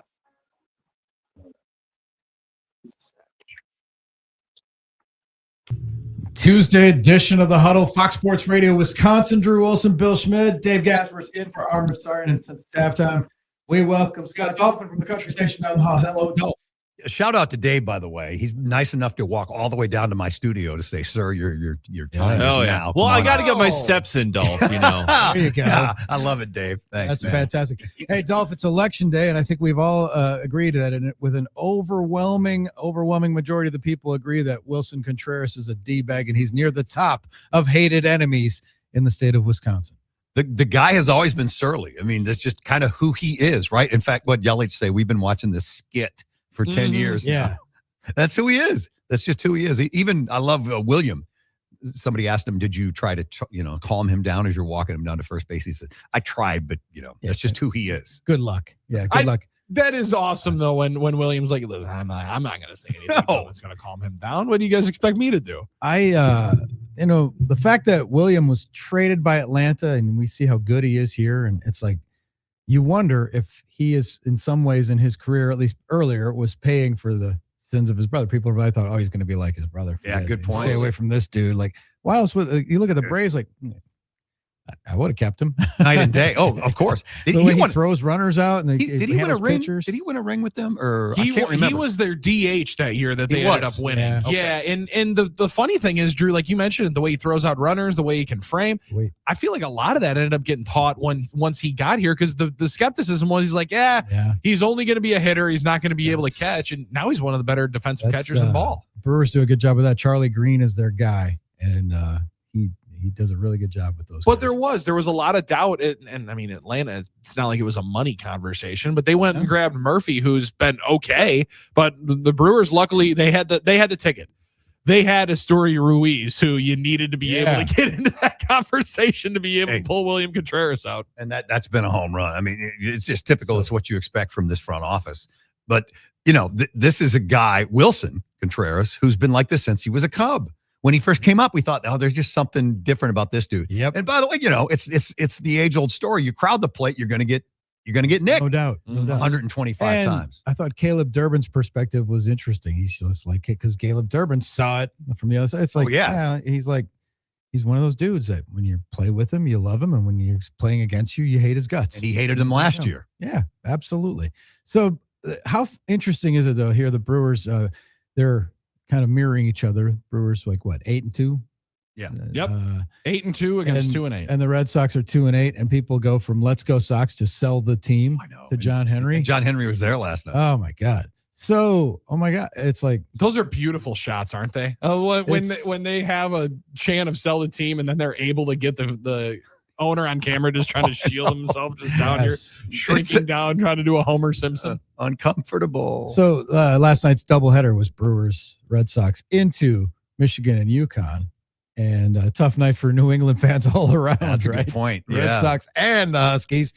But since it's buy or sell Tuesday, we alluded to Election Day, but buying or selling the fact that when you watch a Brewers game this year, the picture seems sharper on Brewers TV than it was on FanDuel Sports, especially last night. Last night it was bright. Last night it was really, really good. I'm buying it, and not only for that, but the fact that they've added the new toys, with the drone shots over the city, and it's a better product. Now, they're taking a bath, clearly, right? Yeah, Would they lose $20 million? 25 million. Yeah, that's pretty brutal, but that's the price you pay for being small market baseball. But yeah, I'm buying. Definitely, it looks a lot better. The funny thing is, it's not only them. Like when I'm tuning in and seeing the Cardinals be produced by Major League Baseball, one of the biggest local TV packages that there was always the St. Louis Cardinals, and everybody gets collapsed with this Main Street Sports Group, cratering the way they did with FanDuel. Braves are another one, right? Yeah, and Braves, far gone are the TBS days. Superstation. Where you're only seeing Braves and Cubs baseball with TBS and WGN. But I have grown to absolutely love it. I thought I would, with the ability to flip back and forth with different games, but it has been the one streamer, Drew, that you can then watch different stuff during commercial breaks. The only one where you don't have to fully log out, go back to the home screen, fire up another one, be able to get back in here. And by the time I fire up Peacock, I got to go back to Prime to be able to see the next play on the first possession. God, Peacock. That streaming has to do something. I don't want to get off on a rant, but streaming is so far behind when it comes to certain, like Peacock, for example. That's rudimentary, man. I'm back in fourth grade again. Yeah. Where's my getting up and changing the channel on the old? That's what Peacock is. You can't pause live TV. What the hell is this? 2026? Speaking of an old guy moment, 45 years ago yesterday, the cover of Sports Illustrated, which used to be a thing, Billy. You would have loved it, being in the wheelhouse of, Sports Illustrated, like being the Bible. Oh, 100%. Now it's become an AI written trash bag. Sports Illustrated, you'd get that thing on Thursday and it would have all the big weekend and the great photography, great writing. But the cover of that on April 6th, 1981 was Isaiah Thomas cutting down the net after the championship game. And it said, "The Champs," and it's a great photo. And one of the things you notice, and it was retweeted by Darren Ravel, someone pointed out that there was no sponsored Warner ladder on the court to cut down the nets. Fans are holding Isaiah up as he cuts down the net. But the official ladder of champions everywhere. I know. We had to sell the sponsorship for the ladder. That's hilarious. Yes. So that's, it's a soup we're in right now. It's a kinder, gentler time in 81 when the fans just hoisted the guy up to cut the net. I had forgotten those days, Drew, when the Big Ten was a semi-regular visitor to the Nets, cutting down the nets. Right. It was every couple years you had a Big Ten champion. Now you've gone a generation and a half without one until last night. In the era of NIL, we have the national championship in football and basketball resides in the Big Ten, along with women's basketball, women's hockey, hopefully men's hockey this weekend. And then we will, we'll establish our dominance and, take a suck at that SEC. Yes. Yeah. The tides have turned and the SEC is not going to be that conference anymore. Now they're just that conference down south, right? Dave, do we got a chance to win the college baseball World Series too? Is there a Big Ten team that's got a chance to sneak in there so we can dominate the spring as well? Maybe the Ducks. Probably not. Maybe. Bruins? Oh wait, UCLA. Yeah, UCLA certainly good. has a chance. I keep forgetting that they're Big Ten now, but yeah, UCLA, arguably the top team in the country. Okay, they got the number 1 overall pick in the draft this year, Roch Chalowski. He's just an absolute stud. No, his name is Roch, R-O-C-H. Roch Chalowski. No, there's only one individual in He's bowling on Thursday night. I was going to say, yeah. Chalowski not being a classic lane. He bowled a 7-17 series at Kuglich's on Thursday night. I know it. Oh, man. Roch is buying the first two because he had a turkey last week. Yeah. Oh my God, that's funny. That's hilarious. Dave, Roch thank you so Chalowski. much for pulling a Roch Chalowski. Chalowski. Wow, that is incredible. What was that? Stand up. That UCLA 1-2. They had double aces a while ago, and they both ended up being big time MLB. Garrett Cole and Trevor Bauer. There you go. That was a pretty good one too, wasn't it? That works out pretty well. Pretty good rotation. Yeah, pretty good rotation. I saw Trevor Bauer getting hit in the face with one of his comebackers on his YouTube page. Oh yeah, I saw that. He's now back in America. He's in indie ball with the Long Island Ducks. Holy cow! There he goes. He's an internet YouTube sensation. Right? Yeah. And only there, and a sensation in his own mind. I was going to say, and in his own mind, Yeah. he's one of the best of all time. No doubt. So, Dolph, what's your take on the tournament as a whole? We were kicking around the idea that last night's game was ugly, bad shooting, kind of an ugly end to a great regular season, and I felt like the tournament was flat after a really good regular season in college hoops. Yeah, you're going to have fewer of the high points. Sorry, Badger fans, but under this new format, you just are. You're not going to see the small schools upsetting as much anymore. It's going to pretty much go chalk because of nil money in Michigan. My God, what'd they give Yaxel? $2 million. I heard 1.5 to 2 million. Yeah, and what was it? Mark Pope was asked, like, did you actually offer him $7 to $9 million? He's like, listen, I don't know what you guys are talking about here. We're not with all these stories. We're not even going to comment on some of these. But he was getting high seven figures. Well, and I heard Kentucky spent $22 million this past year. I don't know if that's true because nobody knows if anything's true. But the figure I saw this year or for 2026 is you better be willing to spend about $12 million or you're going to be in trouble. And you wonder at Wisconsin what John Blackwell is going to command once he's out on his own now as he entered the portal he yesterday. did this last year too. He did it last year, but last year it was the NBA draft process. This year he's saying stuff like, I want to play for a team that has a chance to win a national championship. I think he came out pretty quickly and said, like, if I'm going to play in college, I'm going to play at Wisconsin. But this year it was pretty bluntly, goodbye, Wisconsin. Yeah, I'm getting up out of here. But he still has an eye on the NBA. Yeah, and I think he's got a First better round chance. pick. He's going to go to the NBA. Better chance now in the NBA than he did before. But Drew, it's a good test. Like, because he'll be right now. He's the best player in the portal. Certainly guard. He's the best guard in the portal. For sure. 19 a game. Like that's. We'll see how much people are actually willing to pay in the portal, and this might be the last year that you can pump a bunch of money in without it having to go clearinghouse style. So I'm interested. That's to a see great how much point. he ends up drawing. He's gonna draw huge money. Look at what he did in big games. Not only the NCAA tournament, he's one of the few guys that showed out in the loss to High Point, but every other big game they played this year. When you see Michigan and games like that, the dude was just rock solid throughout. He was big against Illinois, big against Michigan, both at their buildings. So both I can assume are going to be high spenders and potentially trying to get John Blackwell services. Mike Malone might grab him at UNC. Yeah, how about true. that? Yes. Blackwell's dad played for the Illini, so there's a connection there. Apparently, he was at the Final Four in the Illinois section. I saw that on Twitter yesterday. I don't know if it's true. Yeah, well, it sounds about right. I was going to say, I'm not going to. But then it's like, he might have that personal allegiance, but it's all about the Benjamins, right? So if somebody pays him $1 more. And Wisconsin got him for 3 years. That's a rarity nowadays, unless you go to Purdue. That's the thing. That's just the cost of doing business. And it's not an indictment on Greg Gard and the staff, I don't think. No, I mean, and now it's funny because college kids can do that after a year. And Giannis has been here 10 years and won and wants to, win. And almost like there's less blowback for John Blackwell. People go, it's expected. And whereas Giannis, he has to stay here. He said that he loves Milwaukee. Yeah, a little bit. Yeah. And it's interesting too, Drew, because like the difference with Giannis is at least over $300 million been put into his pocket. Right. Yeah, so like if you're going to scrape around for the next 4 or 5 million people, are come on, what's 5 million amongst friends? But when you're John Blackwell and you're entering a spot where am I going to make more money in college basketball than I would going to the NBA? That's going to be one of the best studies to be able to see of this NIL era. And the clarion call of playing in Uzbekistan or Turkey or Lithuania or, spot on. Just ask Butchie. Yeah. Those places. Yeah. I mean, you stay in school. Now, Michigan did benefit. Like they had, a couple of rules of guys getting extra time, the JUCOs and like the, They were able to negotiate it and scheme it up, stuff, no doubt about it. And they also went international, and I think that was like the full Illinois Baltics team that ended up running to the Final Four. But all teams that were represented did have international players, and that's the one, Drew. Like when you start talking about playing internationally, the college players going over there is one, and the American players is a part of it. But the international guys who would have been in those developmental programs saying, hey, I can go make more money in America playing college hoops. There's a ton of those, and that pipeline is not stopping. It doesn't. Wisconsin got one yesterday who had averaged 11 points a game in the NBL. That's a pretty good league in Australia. Good league. Yep. And now he's coming to Madison. Yeah.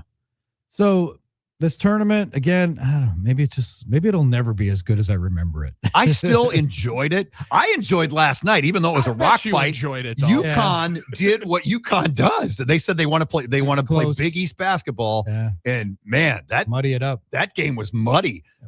Wow, just watching the freaking defensive effort on both ends. Those guys flying through the air, getting boards last night. I know that. Impressive. I know that the boys in Vegas, the people at the Circus Sportsbook and the Sportsbook, and our buddy Armin too.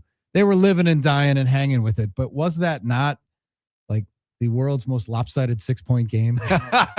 Thank you. It was not. Michigan was the right side. I'm pretty convinced. For sure they were. Yes. But I was getting a little concerned when UConn banked that shot in to make it 4 with 38 seconds left. I'm like, oh my God, are they going to lose this thing? Is this going to be another Duke game? It didn't feel like it was lopsided. It was not a 6-point. It didn't feel like a. Dolph hit it on the head though. When they banked that one in as a Michigan 6.5 point better yesterday at the Potawatomi Sportsbook. That was the moment, Dolph, where I said, you know what, varsity app?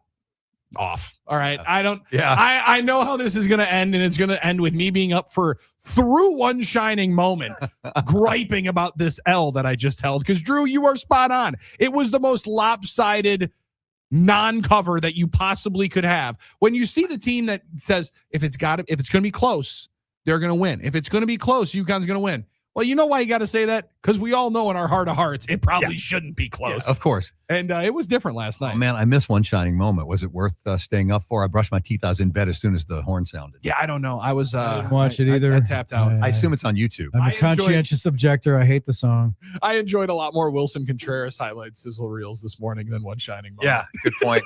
Yeah. The ball is tipped. There you are, running for your life for some reason. Yeah. A shooting star, baby. Come on now. I assume that was a one-hit wonder, whoever wrote this song. It's just a bad poetry. Bad poetry. It's not as good a poetry as turning up the heat for the Milwaukee Brewers. Remember, they used to use for the tournament, they used to use, was it the outfield or winning it all? They tried that for a little while, but people lost their minds because One Shining Moment has been around different versions of it. I just hate this. One Shining Moment. They should just chain smokers in. Get the chain smokers in there to redo it, and then maybe it'll be better. Oh, God. Please, no, never again. I love it. Hey, nothing. With all due respect to the Chainsmokers, we do not need a Super Bowl halftime show in the middle of the Final Four. I liked it back when Deadspin was a thing, and they did the dumb shining moment, and they did it like with the video game version of the video game music, along with like the lowlights of the tournament. I love that. Guys like dribbling the ball off their foot, guys airballing free throws. Awesome. That's my mashup that I got behind. And the soundtrack could have been me trying to sing on your morning show while you were out last week. I apologize for the ratings. I heard great things about your Hannah Montana knowledge and Shannon was impressed. Well, the knowledge is one thing. The singing part that I tried to flex, you sang every song. Yeah, I sang every song. Yeah, I definitely sang every song a little bit too much. So I apologize for the drop that you had last damn week. Impressive. Fantastic. Dolph, thanks for popping in as always. All right, appreciate fellas. your halftime thoughts here as we move forward here on the Huddle. Hunter Baumgardt's going to join us in about 15 minutes for a little Brewers breakdown and why we hate Wilson Contreras. That all lies ahead. It's the Huddle, Fox Sports Radio, Wisconsin.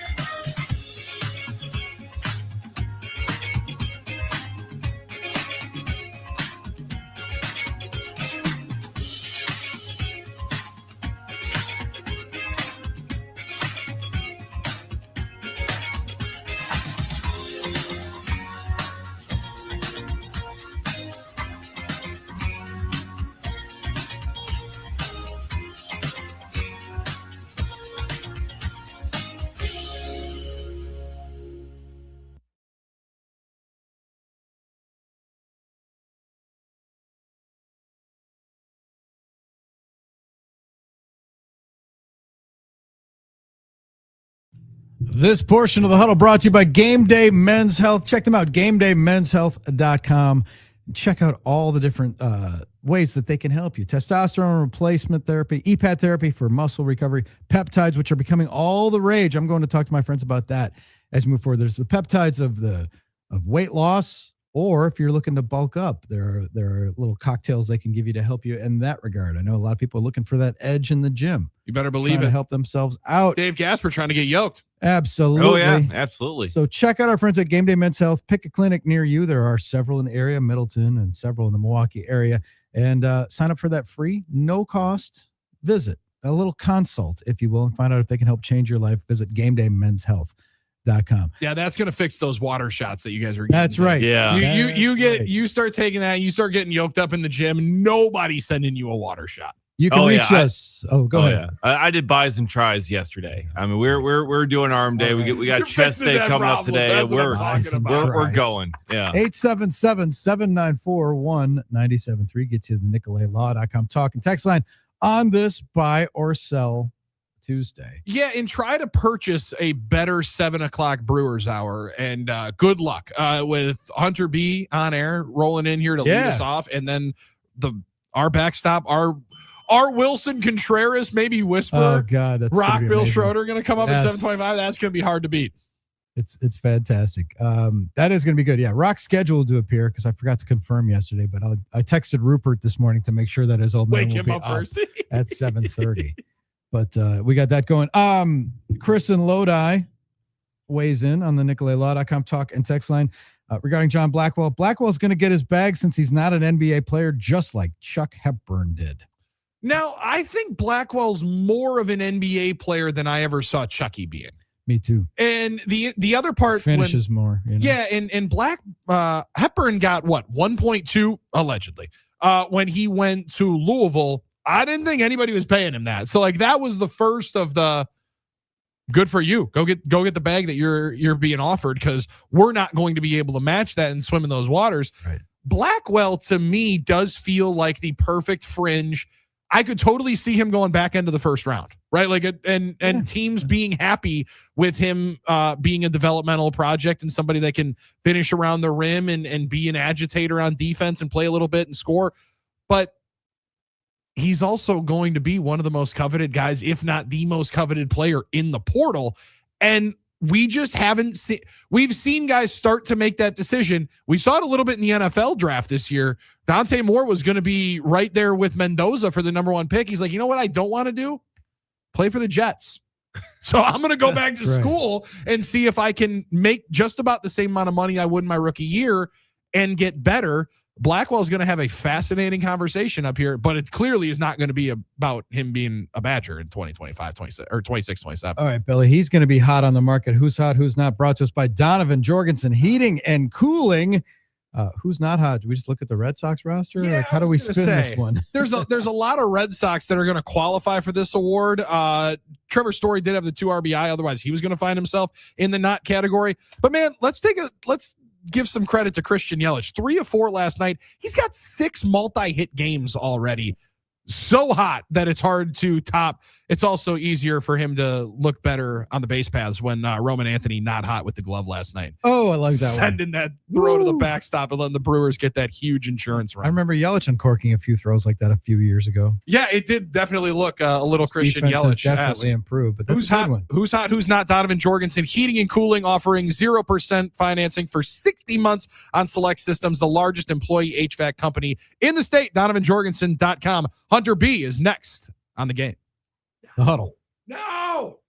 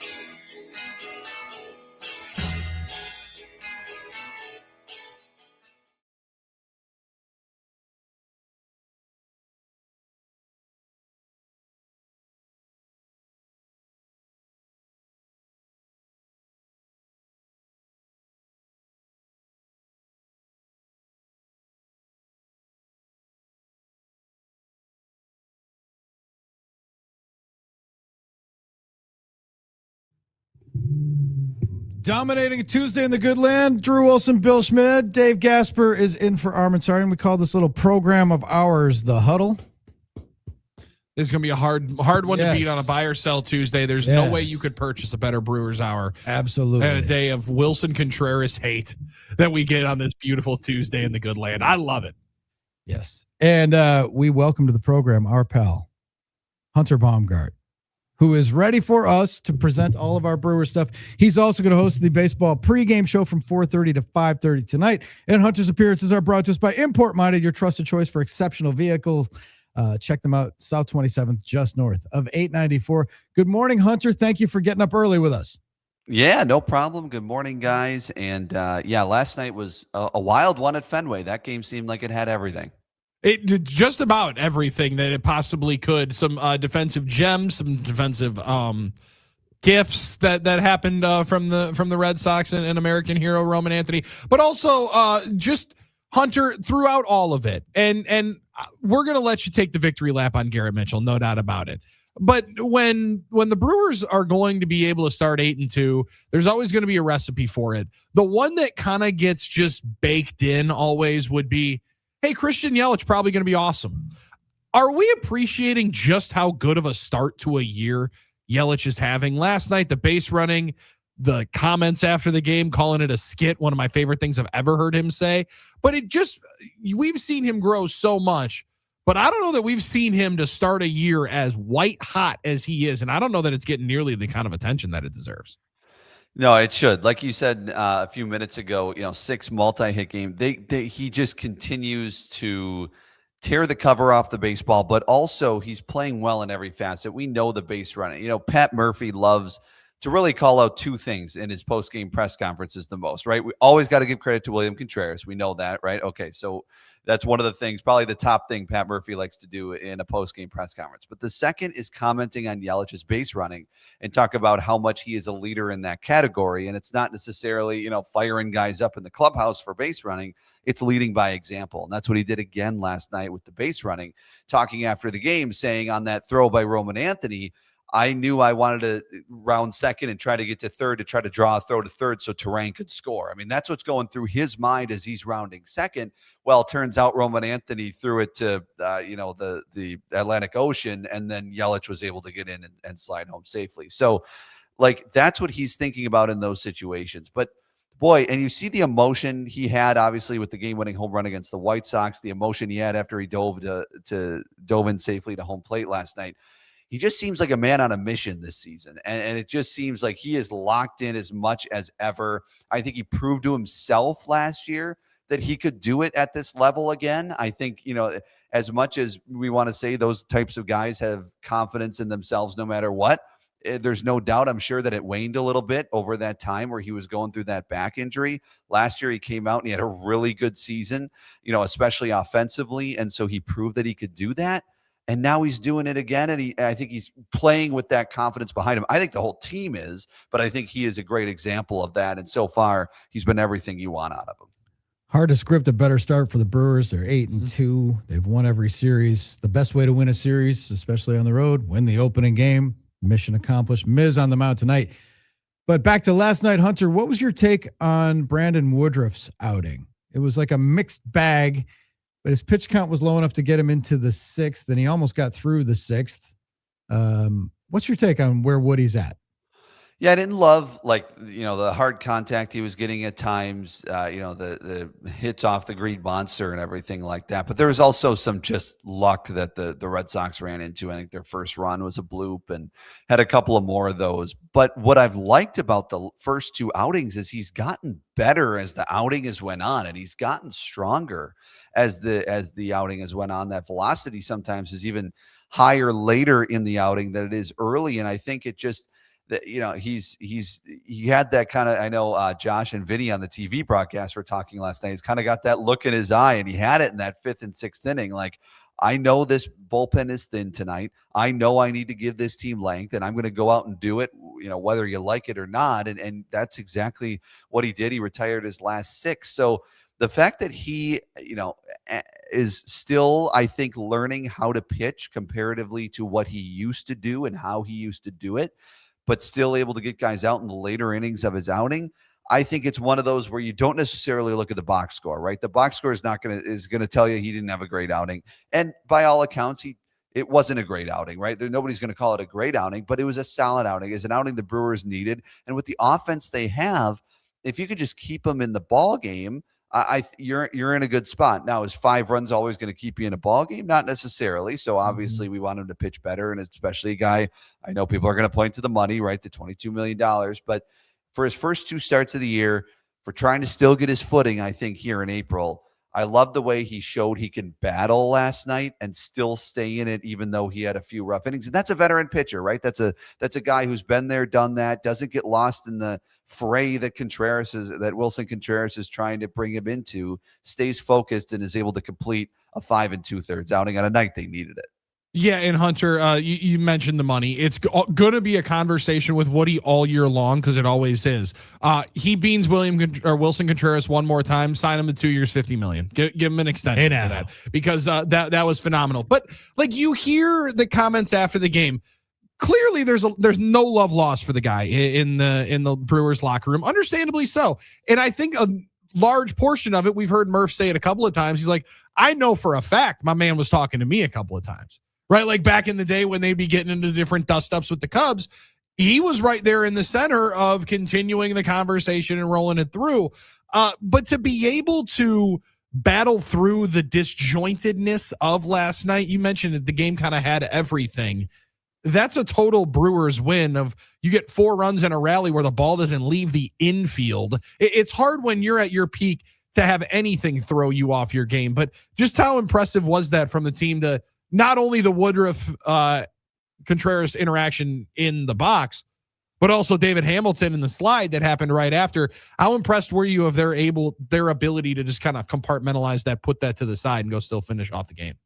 Yeah, I mean, they really just kind of shrugged it off, right? It was just like, all right, we're going to come back and beat you anyway. And then they did. And now the Red Sox are sitting there at 2-8. And even, Contreras' antics didn't work to get them a win. I think, first of all, it's one thing to get upset when you get hit, right? It just, I in the moment, okay, maybe I give a little bit of grace to Wilson Contreras for getting mad. But again, it's first and second, nobody out. And then Woody comes over and asks the home plate umpire, like, did it hit him? So that was, right, clearly evidence that he didn't try to. And then the Brewers challenged the hit by pitch. So all of that happens. And then post-game, Wilson's all still mad about it. Like, buddy, he wasn't trying to load the bases with nobody out. Now, I do think it's wild that he's hit him 24 times, right? Or not Woodruff specifically, but the Brewers have hit him 24 times. Like, that's wild. Like Woodruff that, 6. Like Woodruff 6, right? There is some of that, but I don't necessarily think he's trying to load the bases at that time. And then the slide, I get it that it was legal because he stayed in contact with the base and all that, and he slid into the base, and you could argue where Hamilton was, but it was a spike up, and clearly, right. But they're not going to call it because he stayed in contact with the base and the rule and all that. But so I think the post game comments were even maybe worse than the antics on the field, just because, like, okay, I mean, just like people were kind of saying on social media last night, grow up, right? Like, this is just, we're over this. We're over this. This doesn't need to happen every time you play the Milwaukee Brewers. And then to say you're going to take someone out if they hit you again, I mean, come on now. Secondly, the Brewers are just really good at being, this season so far, they know who they are, and they know that they can come back to win any game because they did it last year, and they know their formula to win. And when a team knows their formula to win, look out, because this, Pat Murphy said after the game last night, like, every game leads you to what your identity is. I think this team knows what their identity is already, and they're showing it, and they're going out and doing it every night with the confidence of the last 2 years behind them because they've done it before. So I think this team knows and has the confidence that they can come back and to kind of let all the antics go to the side and not worry about that, because at the end of the day, the Brewers are there to win a ball game, and they've done it 8 out of 10 times. We are talking to Hunter Baumgardt, our go-to man for all things Brewers. He is, of course, going to host the baseball pregame show beginning at 4:30 today, getting you ready for Game 2, Red Sox, Brewers, Electric Boogaloo, Miz on the mound. I'll say this about William Contreras, for all his jackassery, he's the best player on the field yesterday. Wilson. three Yeah, for definitely three. was. Yes. Yeah, 3 You're for right. 3 with a hit by pitch and a walk, a double and a homer. Like It works knocking for in him, runs. right? Like it worked. It works to get yourself going. That's for sure. He definitely was able to get the squad rolling and get himself going, which is part of the reason you do it, right? Yeah, that big part of the reason. Yeah, and so Brewers still have to deal with him. Maybe he'll take Wednesday off. And Hunter, my theory of the case is that tonight nothing will happen. I don't think Miz is going to buzz the tower. Now Miz might hit Contreras just because Miz is Miz a little wild. But I didn't need to. I didn't mean to put the 102 into the 0 in the back. When you go into baseball games expecting fireworks, you're often disappointed. So my default setting is nothing will happen today. If it's going to happen, it'll be the last game of the series, but that's a day game, getaway game, and Wilson might not even play.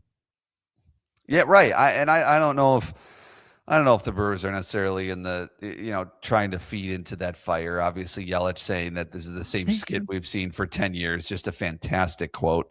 I think that I don't know if they're necessarily trying to fan those flames. I also don't. The whole Contreras brothers thing is another dynamic to this, where like you really think your brother's team is trying to bean you all the time. Like if William wasn't on the team, like maybe I'd understand. I just got to wonder what's going through Williams' mind as he's escorting his brother to first base as Woodruff standing there asking the umpire if he hit him or not. That is, Wilson said last night after the game that he and William don't talk about it.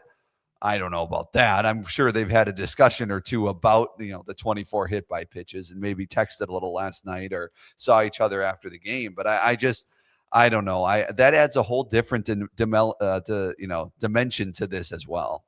Now let's talk about your favorite guy. And as we've had a lot of different players that have had nice starts to the year, some that haven't had great starts. Now there's one individual that had himself 2 walks and no hits on opening day. And we're disappointed about that if you're in a hit parlay. You had one game where you had the golden sombrero. Otherwise, Garrett Mitchell's been pretty awesome. He has the 5 RBI day on Saturday in game 1. Last night, just places a ball perfectly into the outfield. I think the swinging bunt might have been even my more favorite hit of his through the night. Just how in command have you seen him, Hunter? Because you've flown the Garrett Mitchell fan flag for a while, believing like the tools are there, give it some time. We're going to give it more time because it's 10 games in. However, the fear of him playing a different way, it does seem like he is learning himself, learning his body, and those cautions early that you could see were a little bit noticeable have kind of taken a little bit of a backseat. That's the thing. I think the giving him time is the biggest thing here. And I still, like you said, I still give him time. Look, the strikeouts are not great, right? There's, there are some at bats that are looking kind of ugly at times. I think he had 3 strikeouts before he came up with that clutch hit late last night. He left guys on base early in that game, right? So obviously that is a part of his game and has been a part of his game. The strikeouts that need to be corrected and isn't necessarily always sustainable if you're striking out that much. But he is definitely coming through when it's needed, and the cleanup hitter needs to come through, right? He was put 4th in the lineup last night. There have been times where he's bat 5th, and especially on that homestand where it's like, wow, Garrett Mitchell's 5th in the lineup. And I think what I like seeing, and I think we got obviously the poor results out of Garrett Mitchell if you look at the box scores in spring training, and I think that's partly because he was just getting adjusted to pitching again after being out for so long. And Pat Murphy said on Saturday, we love the honesty from Pat Murphy, right? Look, I didn't think he was ready, and the front office said we think he is, and they went with the front office's take on that. And so far he leads the team in RBIs, and he's tied for the MLB lead in RBIs, and that's a key stat, obviously, because that's driving in runs. As much as you strike out, you're also has been clutch so far, and especially on the road trip. So I think he's showing the potential. I don't think he's totally to that ceiling yet because he's striking out as much as he is right now. But I think you're seeing some of that potential, and why I've just been high on the guy because I think he has a ton of talent in there, and I think you're seeing some of that. And as Pat Murphy said on Saturday, you could see some of that what he can do, and it's pretty special. You just also want to see those strikeouts go down, and if they can, and I think they will once he gets a little more into the season, gets a little more feet under him, playing every day. Lockridge is battling a little hip thing right now, so I think That's leading to more playing time. And I'd like him to be that everyday guy, because I think the more consistent playing time, the more you could see out of Garrett Mitchell. All right, you mentioned Lockridge in the hip. Perfect segue for our injury report brought to us by Orthopedic Associates of Wisconsin, orthowisconsin.com. The best in the business, world-class care right here at home, orthowisconsin.com. Orthopedic Associates of Wisconsin. There is a difference. When I heard that Frelick had tightness on his side, I thought, oh, here's an oblique. There's an injury IL stint coming. And then I realized, oh, they're going to Boston. You need wild horses to keep him away from the field. There's no shot when they're playing at home. And then lo and behold, there he is yesterday, 2 hits, scored a run, knocked one in. Typical Sal Frelick, right, Hunter? Oh, typical Sal Frelick. It's just great to see him back in the lineup first, because like you said, when you leave with tightness in your side, it's not great. But it sounded like Frelick was like, yeah, I could have stayed in, on Saturday night. Of course, he'll stay in through anything. And then Pat Murphy saying Sunday that Sal Frelick could have played. It's like, all right, looks like we're trending in the right direction. And then last night he plays and he's productive and it closes in on a key catch there late in the game as well. That outfield at Fenway Park is different than any other park in the big league. So he's covering a lot of ground out there. And you saw that some of those balls that dropped as well. He talked about like some soft contact against Woodruff or whatever. Like some of those, it's just so much ground to cover out there for even Sal, who has a lot of great speed and great jumps and great closing speed. Couldn't necessarily get to him, but great to see him out there. Good to, they need him out there in a game, in a outfield like that at Fenway Park. So yeah, and it's good to see him starting to be productive, just because he had a rough homestand to start the season. So good to see him getting his footing. Look, people are going to go through slumps, right? There are going to be guys up and down throughout the entire season. It seems Sal might have had, hopefully, his biggest slump coming out of the gates, and he's slowly coming out of it, which is good. All right, buy or sell question for the panel here. Are you buying or selling that Angel Zerpa can be the bigger left-handed pitching acquisition that the Brewers got this year? Because Kyle Harrison's been awesome. I love the talent, and I think long-term, obviously, value different for 4 or 5 years of control that you're going to have there. But are you buying that? Because he has been nails. I know the solo shot to Contreras last night just landed. But phenomenal start for him. And I think the sky's kind of the limit for where he can go, Hunter. Yeah, you're seeing why they gave up a couple of guys for him, right? They gave up Mears, they gave up Collins, and not necessarily 2 all-stars, but 2 significant contributors to last year's team. But first career save last night, especially if Jared Koenig is out for a longer period of time, that is the role I think I kind of see Serpa in, where you could throw him out at leverage role, 7th inning, then you get to Uribe, then you get to McGill, or like last night where Uribe and McGill likely down, let's throw him out in the 9th or let's throw him out in the 8th. Kind of what Koenig, will they work him as much as Koenig? We'll see. Koenig worked a lot the last couple of years, but I think he is a guy who's going to get that and has already gotten that leverage role, and he's shined in it. I think the World Baseball Classic showed you that he can be in that leverage role. And I think that's exactly what he's done so far. So I'm excited to see what he can do, because he's been dominant. Like you said, he give up a home run last night, learn from it, move on. Like if it's they a are going to give up runs. Oh yeah, right, yeah, right, exactly. It's going to happen. So I really like what I've seen from him, and I think that Jared Koenig role, if he's out, could be, even if he's not out, could be. Also, how about Grant Anderson as well? Kind of that unsung hero so far for the Crew. He's been pitching some leverage innings, a 1-2-3 late inning last night. So maybe you see him as another guy who could be kind of that surprise in that bullpen. But as a lefty, boy, yeah, look out for Serpa. Yeah, the fact that he could close that out. It's funny because when you're pitching the 9th, that brings its own layer of pressure. Just as I was thinking about with Garrett Mitchell too, like something psychologically. Some guys, when they're batting 4th, they kind of put more pressure on themselves for some reason. Right, like inherently, there are human beings under the caps too. That's a big part of it. Yeah, and it's just those roles come with extra weight in some some measure. I mean, you see Serpa, like I like the Koenig comparison, and I always go back to the best bullpen, one of the best bullpens that I can think of that they had, which was in 2018 when you had Jeffress, Knebel, and Hader. And Hader wasn't really the closer at that point. He kind of came in whenever you desperately needed to shut something down. If you have 3 guys and that McGill and Uribe are right there near the top of that, but you're kind of hoping for somebody to take that 3rd role, and they've wanted it to be Ashby. I think he kind of was that last year. but they desperately need somebody. And it does feel like Serpa is right there near the top of the dudes that can grab that role. And sure, you don't want to throw maybe Hunter, like you said, as much as Kanan, because I think we're seeing the effects of that now potentially with Jared. But the more you can work them and the more you're going to get out of them, it feels like they've kind of got a horse. Totally. And it's another find by the front office saying, we like this guy over in Kansas City. What could we give up to him to get back? Obviously we'll see what kind of years Nick Mears and Isaac Collins have, but it's so far looks like it might be hard to beat the year that Angel Serpa had. Again, it's really early, but the potential and what the Brewers can do with their pitchers and turning them into gold, as we've seen, you like whenever they bring in a guy. I know we talk a lot about the starting pitching, but the bullpen is the same thing where they bring in a guy and he just flourishes in whatever role it seems. And Pat Murphy has said that he's not necessarily saying one guy is a closer, but McGill is the guy until further notice, right? And he's done pretty well so far. But I think it's great when you also have, like you said, you have other guys who can fill that late inning role too. Abner Uribe and obviously Angel Serpa and Grant Anderson starting to slowly but surely put his name into the hat for a late inning role too. When you have more options than not, it's big for a bullpen. Hunter Baumgardt, brought to us on the program by Import Minded, your trusted choice for exceptional vehicle care. South 27th Street, just north of 894. Go importminded.com.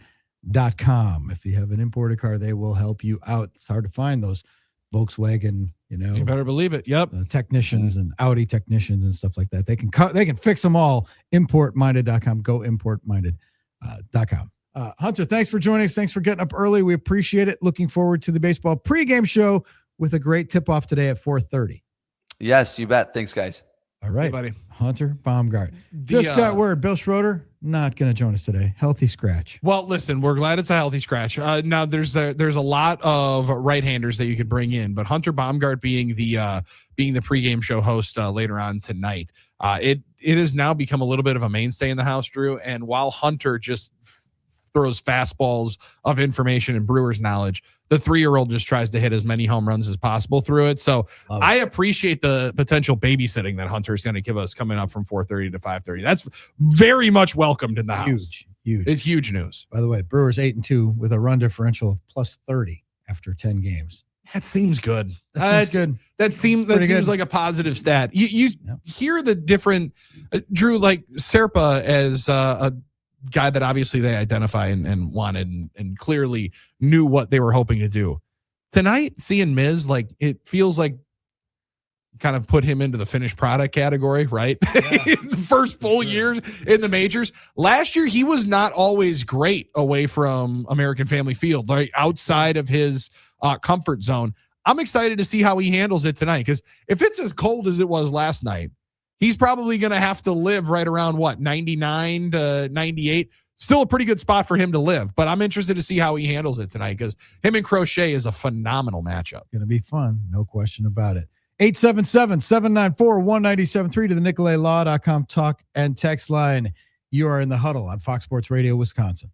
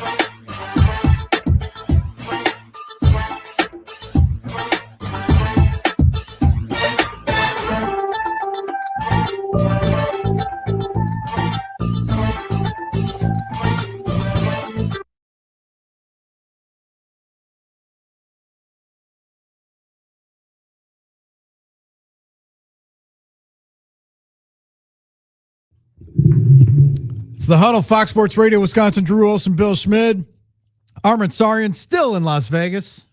He might as well start getting his mail there. Yeah, no kidding. I like as much as he will say that he loves to be here in Milwaukee is his favorite city in the whole wide world. Doing a tough job of selling that with how much he's said. He loves him some Vegas, but it's hard not to, right? Yeah, I mean, it's true. Pepper Mill's right there, an opportunity to go out and hang he's out, all over that. grab a big old omelet in the morning, chance to make some just CVS receipt parlays that he hits. One of my favorites was before when he came back from last trip, he had said, I didn't hit anything great, only like an 8-legger. Holy cow. Most people hear an 8-leg parlay and they're like, that's a whole trip incredible. changer. Yeah. Well, it was like That's 2 to right. 1 with the kind of favorites that my man was greasing on there. So you have to be able to pick and choose your spots. I got to assume though, in the buy or sell Tuesday version, Drew, he ain't buying a whole lot. That's the one bet that you are almost guaranteed to win in Vegas, that on a buy or sell Tuesday, Armin's not buying a whole lot. He'd try to sell whatever he could. I don't think that he's buying much over there on that Vegas strip. Right. All right. You can get us at 877-794-1973, NicoletLaw.com. Talk text line, time for your buy or sell propositions. But we got to do our hero of the day, brought to us by Current Electric. Callcurrent.com is the website. And Billy, there's plenty of candidates. There are a lot. But I would humbly suggest one of our candidates today for our superhero of the day, brought to us by Current Electric, should be our pal Lori Nickel. Yes, I was just going to say. Lori Nickel actually getting pen to paper, answers to all the questions from Giannis, and doing it in a fashion that was, we'll spin through some more of the comments here. Just an excellent way of being able to allow Giannis to speak on all of the conversations around his ability to and want to stay in Milwaukee, and kind of just putting the pressure right back on him of, we understand that you've liked and want to be in Milwaukee. We'll get through some of them, but Lori Nickel for her conversation with Giannis Antetokounmpo, our superhero of the day. In your backyard patios, need a superhero to come in and get them ready for summer, to show it off to the entire neighborhood. The lighting specialists, the outdoor lighting specialists in our area are the superheroes at Current Electric. They got a special going on for the month of April, Drew. $150 off any outdoor lighting package. $150 off any outdoor lighting package, so you can save that cash, go and enjoy your beautiful outdoor oasis, and be the envy of the neighborhood thanks to the friends at Current Electric. Call current.com for more Actually, information. a two-part conversation with Lori and Giannis, and the second part dropped yesterday. And it's a Q&A. She's asking questions, and that's a great way to do it. When you got somebody who's in a controversial situation, no editorializing, just my question, your answer. And her question was, people thought you had Adrian Griffin fired. People thought you had Doc Rivers hired. People thought you had Drew Holiday traded. It goes on and on and on. You run the whole thing. And Giannis sarcastically said, I do. I have so much time. I'm so good at my job. I have 4 kids and a wife, right? And my mom lives with me in the same property, right? So I have time to run everything. There's only 24 hours a day. And also, if this is what they believe, I should get paid more. I don't know what the salary of a GM is. I should get the salary of a GM. I should get the salary of a coach. I should get more. Sorry, if that's what they believe, I should get more. But it doesn't matter what they believe. I know what is the truth. So he was sarcastically deflecting the criticism that he has input. I do remember when they hired Budenholzer, he had like breakfast with Giannis and Chris. Right before they everybody thought, they got him hired, and they had to sign off on it. It's like more of a courtesy thing, or a, but more of a make sense, will this work conversation. And like Giannis said, it's like I was the youngest player on the team at the time, right? It's like, but youth doesn't necessarily change the experience and the level of gravitas on the team. The Bud one is tough for me to say that he had a massive hand in making that move. But the Griffin one, there was so much reported about the want to have and the belief of former players being coaches. And there was so much of that drumbeat that it's hard for me to not think he had at least a bigger say than just a passing finger, thumbs up to it. But again, you definitely might not have made the move behind closed doors, Drew, but there were also a lot of quotes that were out into the public of saying, hey man, I don't know what our game plan is.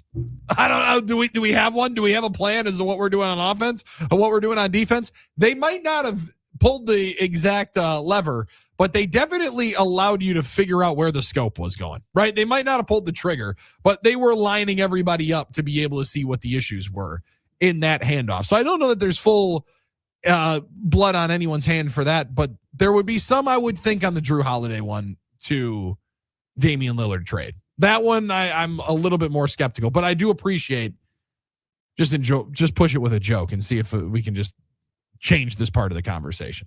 Let's move this one off to the side because I may have known that they were going to do that, but it wasn't me. It wasn't me. As we're working through this, Giannis, Laurie Nichols said, you want to be put in a position to succeed? He said, yeah, exactly. Is it bad for me saying I'm 31 years old? I won the championship when I was 26 years old. Then the question creeps in your head like, did I wait too long? Did I do the right thing? And Laurie said, did you wait too long for what? He said, being here, staying in Milwaukee. Mm-hmm. That's the money quote right there. There's a lot of different ones, but that's a huge. But then I'm like, no, this is what I want. I want to be here. I want to be with my team. I want to win here again. This is my home. I've spent more years here that I can remember than in Greece. It's my home. I want to help the community with my wife and my brothers. Thanasis is loved here. My brother, my mother is loved here. My kids and I, it's a normal life. I have a normal life. If you go somewhere else, all this switches. But I don't want to look back and be like, so that's when he said, this is why you have conversations with the all-time greats like Kevin Garnett. Dirk Nowitzki was in the same position, chose to stay. We'll see. We'll see what's going to happen. Those are the best probably examples, Drew, of the guys of the modern era that you could look at both sides of the argument, right? Yep. Did KG stay a little bit too long in Minnesota? Did he get off at the right time? He obviously ends up finally winning the title that he desperately wanted. And Dirk, their teams were better late into his career. But what was Dirk, 33, 34 when they finally won the title? Like that was near the end where he ultimately did and signed a bunch of different extensions. And when she asked Giannis, Laurie Nickel, that being, how bad is the rift between you and the team and you not being able to play down the stretch and being held out? I get it. I've been hurt, said Giannis. I was on a minutes restriction when I came back, but why don't I play now to keep my value high so I can get traded? I don't care if that's the right thing. I don't care if it's the smart thing. I just want to play. This is what I do.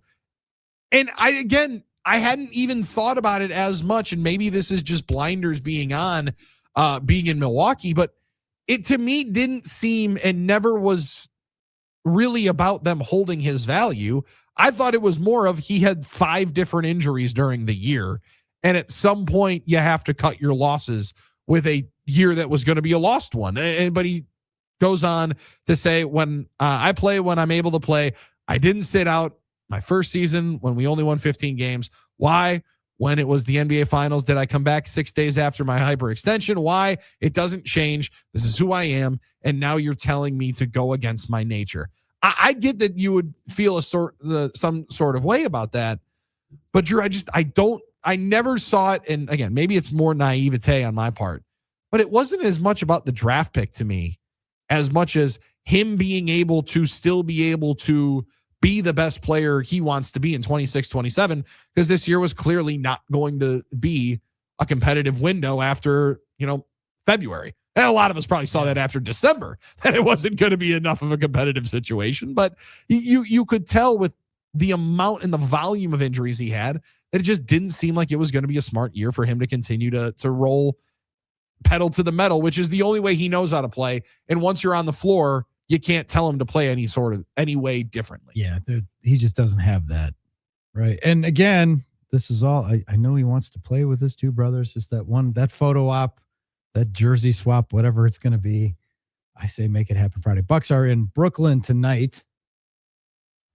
Yeah, you got to have him trot out one last time if that's desperately what he wants to be able to say goodbye, right? They're in Brooklyn tonight. They play Brooklyn again on Friday at the arena, and then they close out with the 76ers. They got one more in the middle there. Maybe the Mavs is there in there. They're back-to-back, right? They're going to Dallas from Brooklyn. But I mean, that just shows clearly the back burner, understandably so, for a team that has struggled to make the all-in move work to the top level. And that's where, as I read this and I sat with it again yesterday, Drew, I can't fault the Milwaukee Bucks for how they've handled any of this.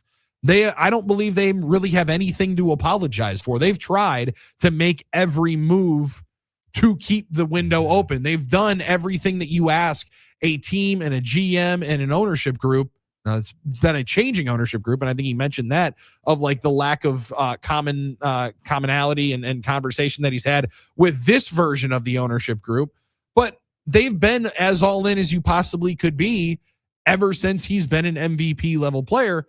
They just have been the cautionary tale as to the all-in move just doesn't always work out. Not always. I take that back. The Bucks are in Brooklyn tonight. Then on their way home, they'll stop in Detroit and play Detroit. Okay. Tomorrow night. Number 1 team in the Eastern Conference. Who would have had And that? then Michigan basketball is cooking then. Friday night, Bucks home finale, and then Sunday season finale at Philly. Is Michigan Detroit basketball going to hold both trophies? I doubt it. I'm not ready with the Pistons yet. I'm with you. That would be one. They're not beating the Thunder. I don't even think they're beating the Celtics. And in all reality, or maybe even the Cavs. Knicks. A lot less steam on the New York Knicks, huh? 4-letter network hasn't been beating that drum yet. Yeah. Well, once the playoffs roll around, we'll get a lot more screaming on that one. The Sixers, what will they have to play for? They're like the 7th seed right now, I guess. They're right on the fringe of being in the play-in tournament or out, I believe. Yeah. And more importantly, you probably just don't want to be playing Charlotte. How about Charlotte being able to go from outside of the play-in tournament to out of the play-in tournament into one of the top 6 seeds? They're like a half game out too. That's an incredible turnaround. Absolutely stunning. Yeah.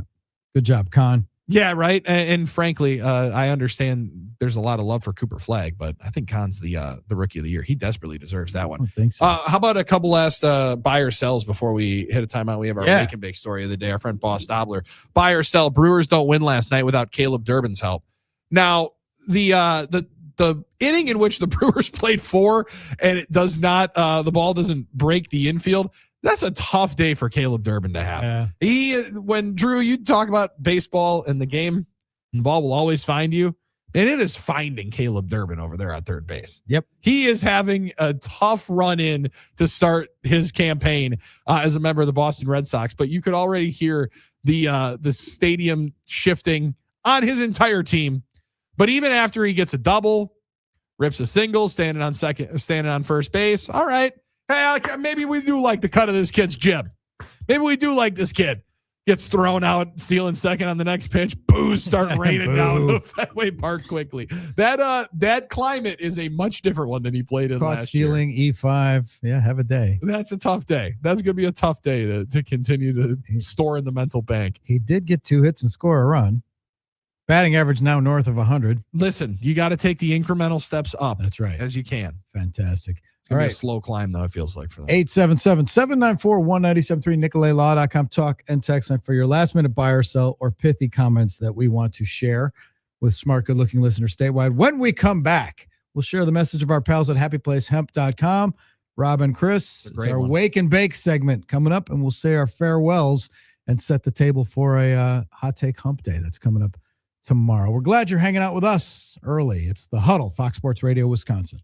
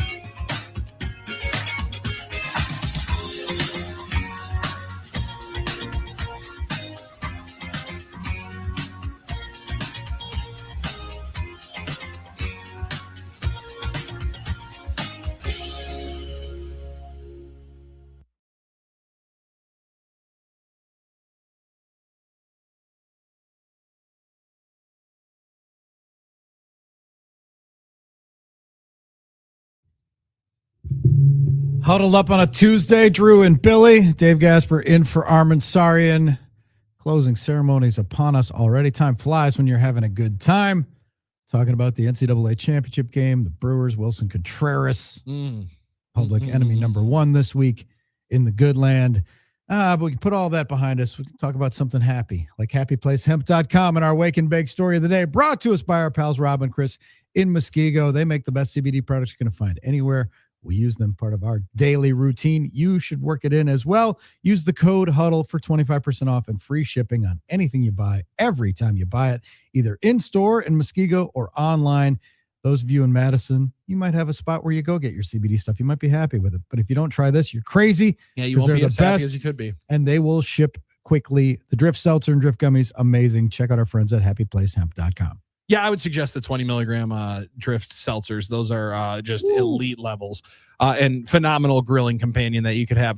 Drew, this is only something that 2026 could produce. And as people will ask how we all thought the produced One Shining Moment was last night, neither of us saw it. And crashed. One was being able to miss maybe the greatest irony that college sports could provide in 2026. Drew, last night, One Shining Moment finished at 12:01 Eastern time. What does that mean? Well, at 12:01 Eastern time, so did the transfer portal opening in college basketball officially. Oh my. On April 7th here is the first day officially of the transfer portal opening. And last night, almost to the second, as One Shining Moment finishing off the college basketball season and celebrating it all through in all of its glory, you got to see the transfer portal opening at that exact moment. Now, that is something that, again, only I think 2026 could provide. So was the true wake and bake moment of there was no waking and baking and no rest for the weary for the Michigan Wolverines. They already had assistant coaches sitting there, Drew, on their laptops with their national championship hats on, scanning the portal and seeing what players that officially entered their names in to try to book visits. The world never stops. The world never sleeps. Even while Ann Arbor was blowing off fireworks and celebrating all of last night, One Shining Moment finished with teams hitting the transfer portal to go and sign next year's stars. Oh my. That is... Let's toast a Drift Seltzer on that one. That is, as I had a lot of people say, at least it's not college football where the transfer portal would have opened, day one of the NCAA tournament. But, we had some leaks and different players deciding and making it known that they were going to enter the portal. And instead, while One Shining Moment runs through, folks are already hitting into their portal windows and trying to find out what 20-point-a-game score can we get next year to have our jersey into this montage. My goodness. All right. Happyplacehemp.com, code HUDDLE, 25% off everything you buy and free shipping. Of course, if you stop at the store in Muskego, there's no need to ship. You just take it with you. They make everything they sell. Check them out, happyplacehemp.com. And if you go in, you're able to ask any question possible. They have all of the information right there because, like you said, it's made locally, legally, produced right there. So if you're asking them any questions about the products, you're asking the guys that made it, and we're part of the designing. Safe to say an emeritus for the Wake and Bake story today would have been Wilson Contreras, thinking that he was being thrown at on purpose last night with 2 on and nobody out. Also for me, maybe calling him William or Wilson, and I think every Brewers fan that's going to talk about it all day long, trying to make sure that they have William and Wilson spot on. Yeah, that's kind of rough. I've said it 3 or 4 times. I bet everybody will say it 3 or 4 times wrong today because it'll be a conversation in every building. Our friend Joe in Milwaukee said, Miz going to earhole Contreras tonight. You were on the camp of saying when you think something's going to happen, most likely not. Bet the under. Miz just might, be erratic and fire one into the hip pocket, but and the guy don't does think it's hang gonna over come the dish, as he's famous for. But I hope that he can get himself all flustered and worked up again tonight. Awesome. I haven't looked. I've been surfing through Nagler's timeline with Dexter Lawrence requesting a trade. Perhaps has he weighed in on whether that he'd be looking good in green and gold? I have not gotten a no or a maybe from Nags on the Dexter Lawrence. Instead, Isn't that exactly what the Packers need? Is a 345-pound guy up front? Yeah, for exactly, and maybe one of the best pass rushing interior defensive linemen there are in football. I don't know that they have the draft capital if it's going to take, they said, like a Quinnen Williams first and a second round pick kind of package to get him back. But, that's also what the Giants are asking for. It might not be exactly what they end up getting. And if they want to have it done by the draft, going to have to be kind of a microwave process. He didn't give a no or a maybe, Drew. Instead, he just shouted something that you would enjoy. Ian Rappaport quote tweeting Adam Schefter, saying it's like when Bob McGinn and Tom Silverstein had to start working with Pete Doherty and Ryan Wood as the Press Gazette merged, was flying in with the Journal Sentinel and the two worlds colliding. That's fantastic. Enemies now friends. Have a great one, folks. See you tomorrow. Peace.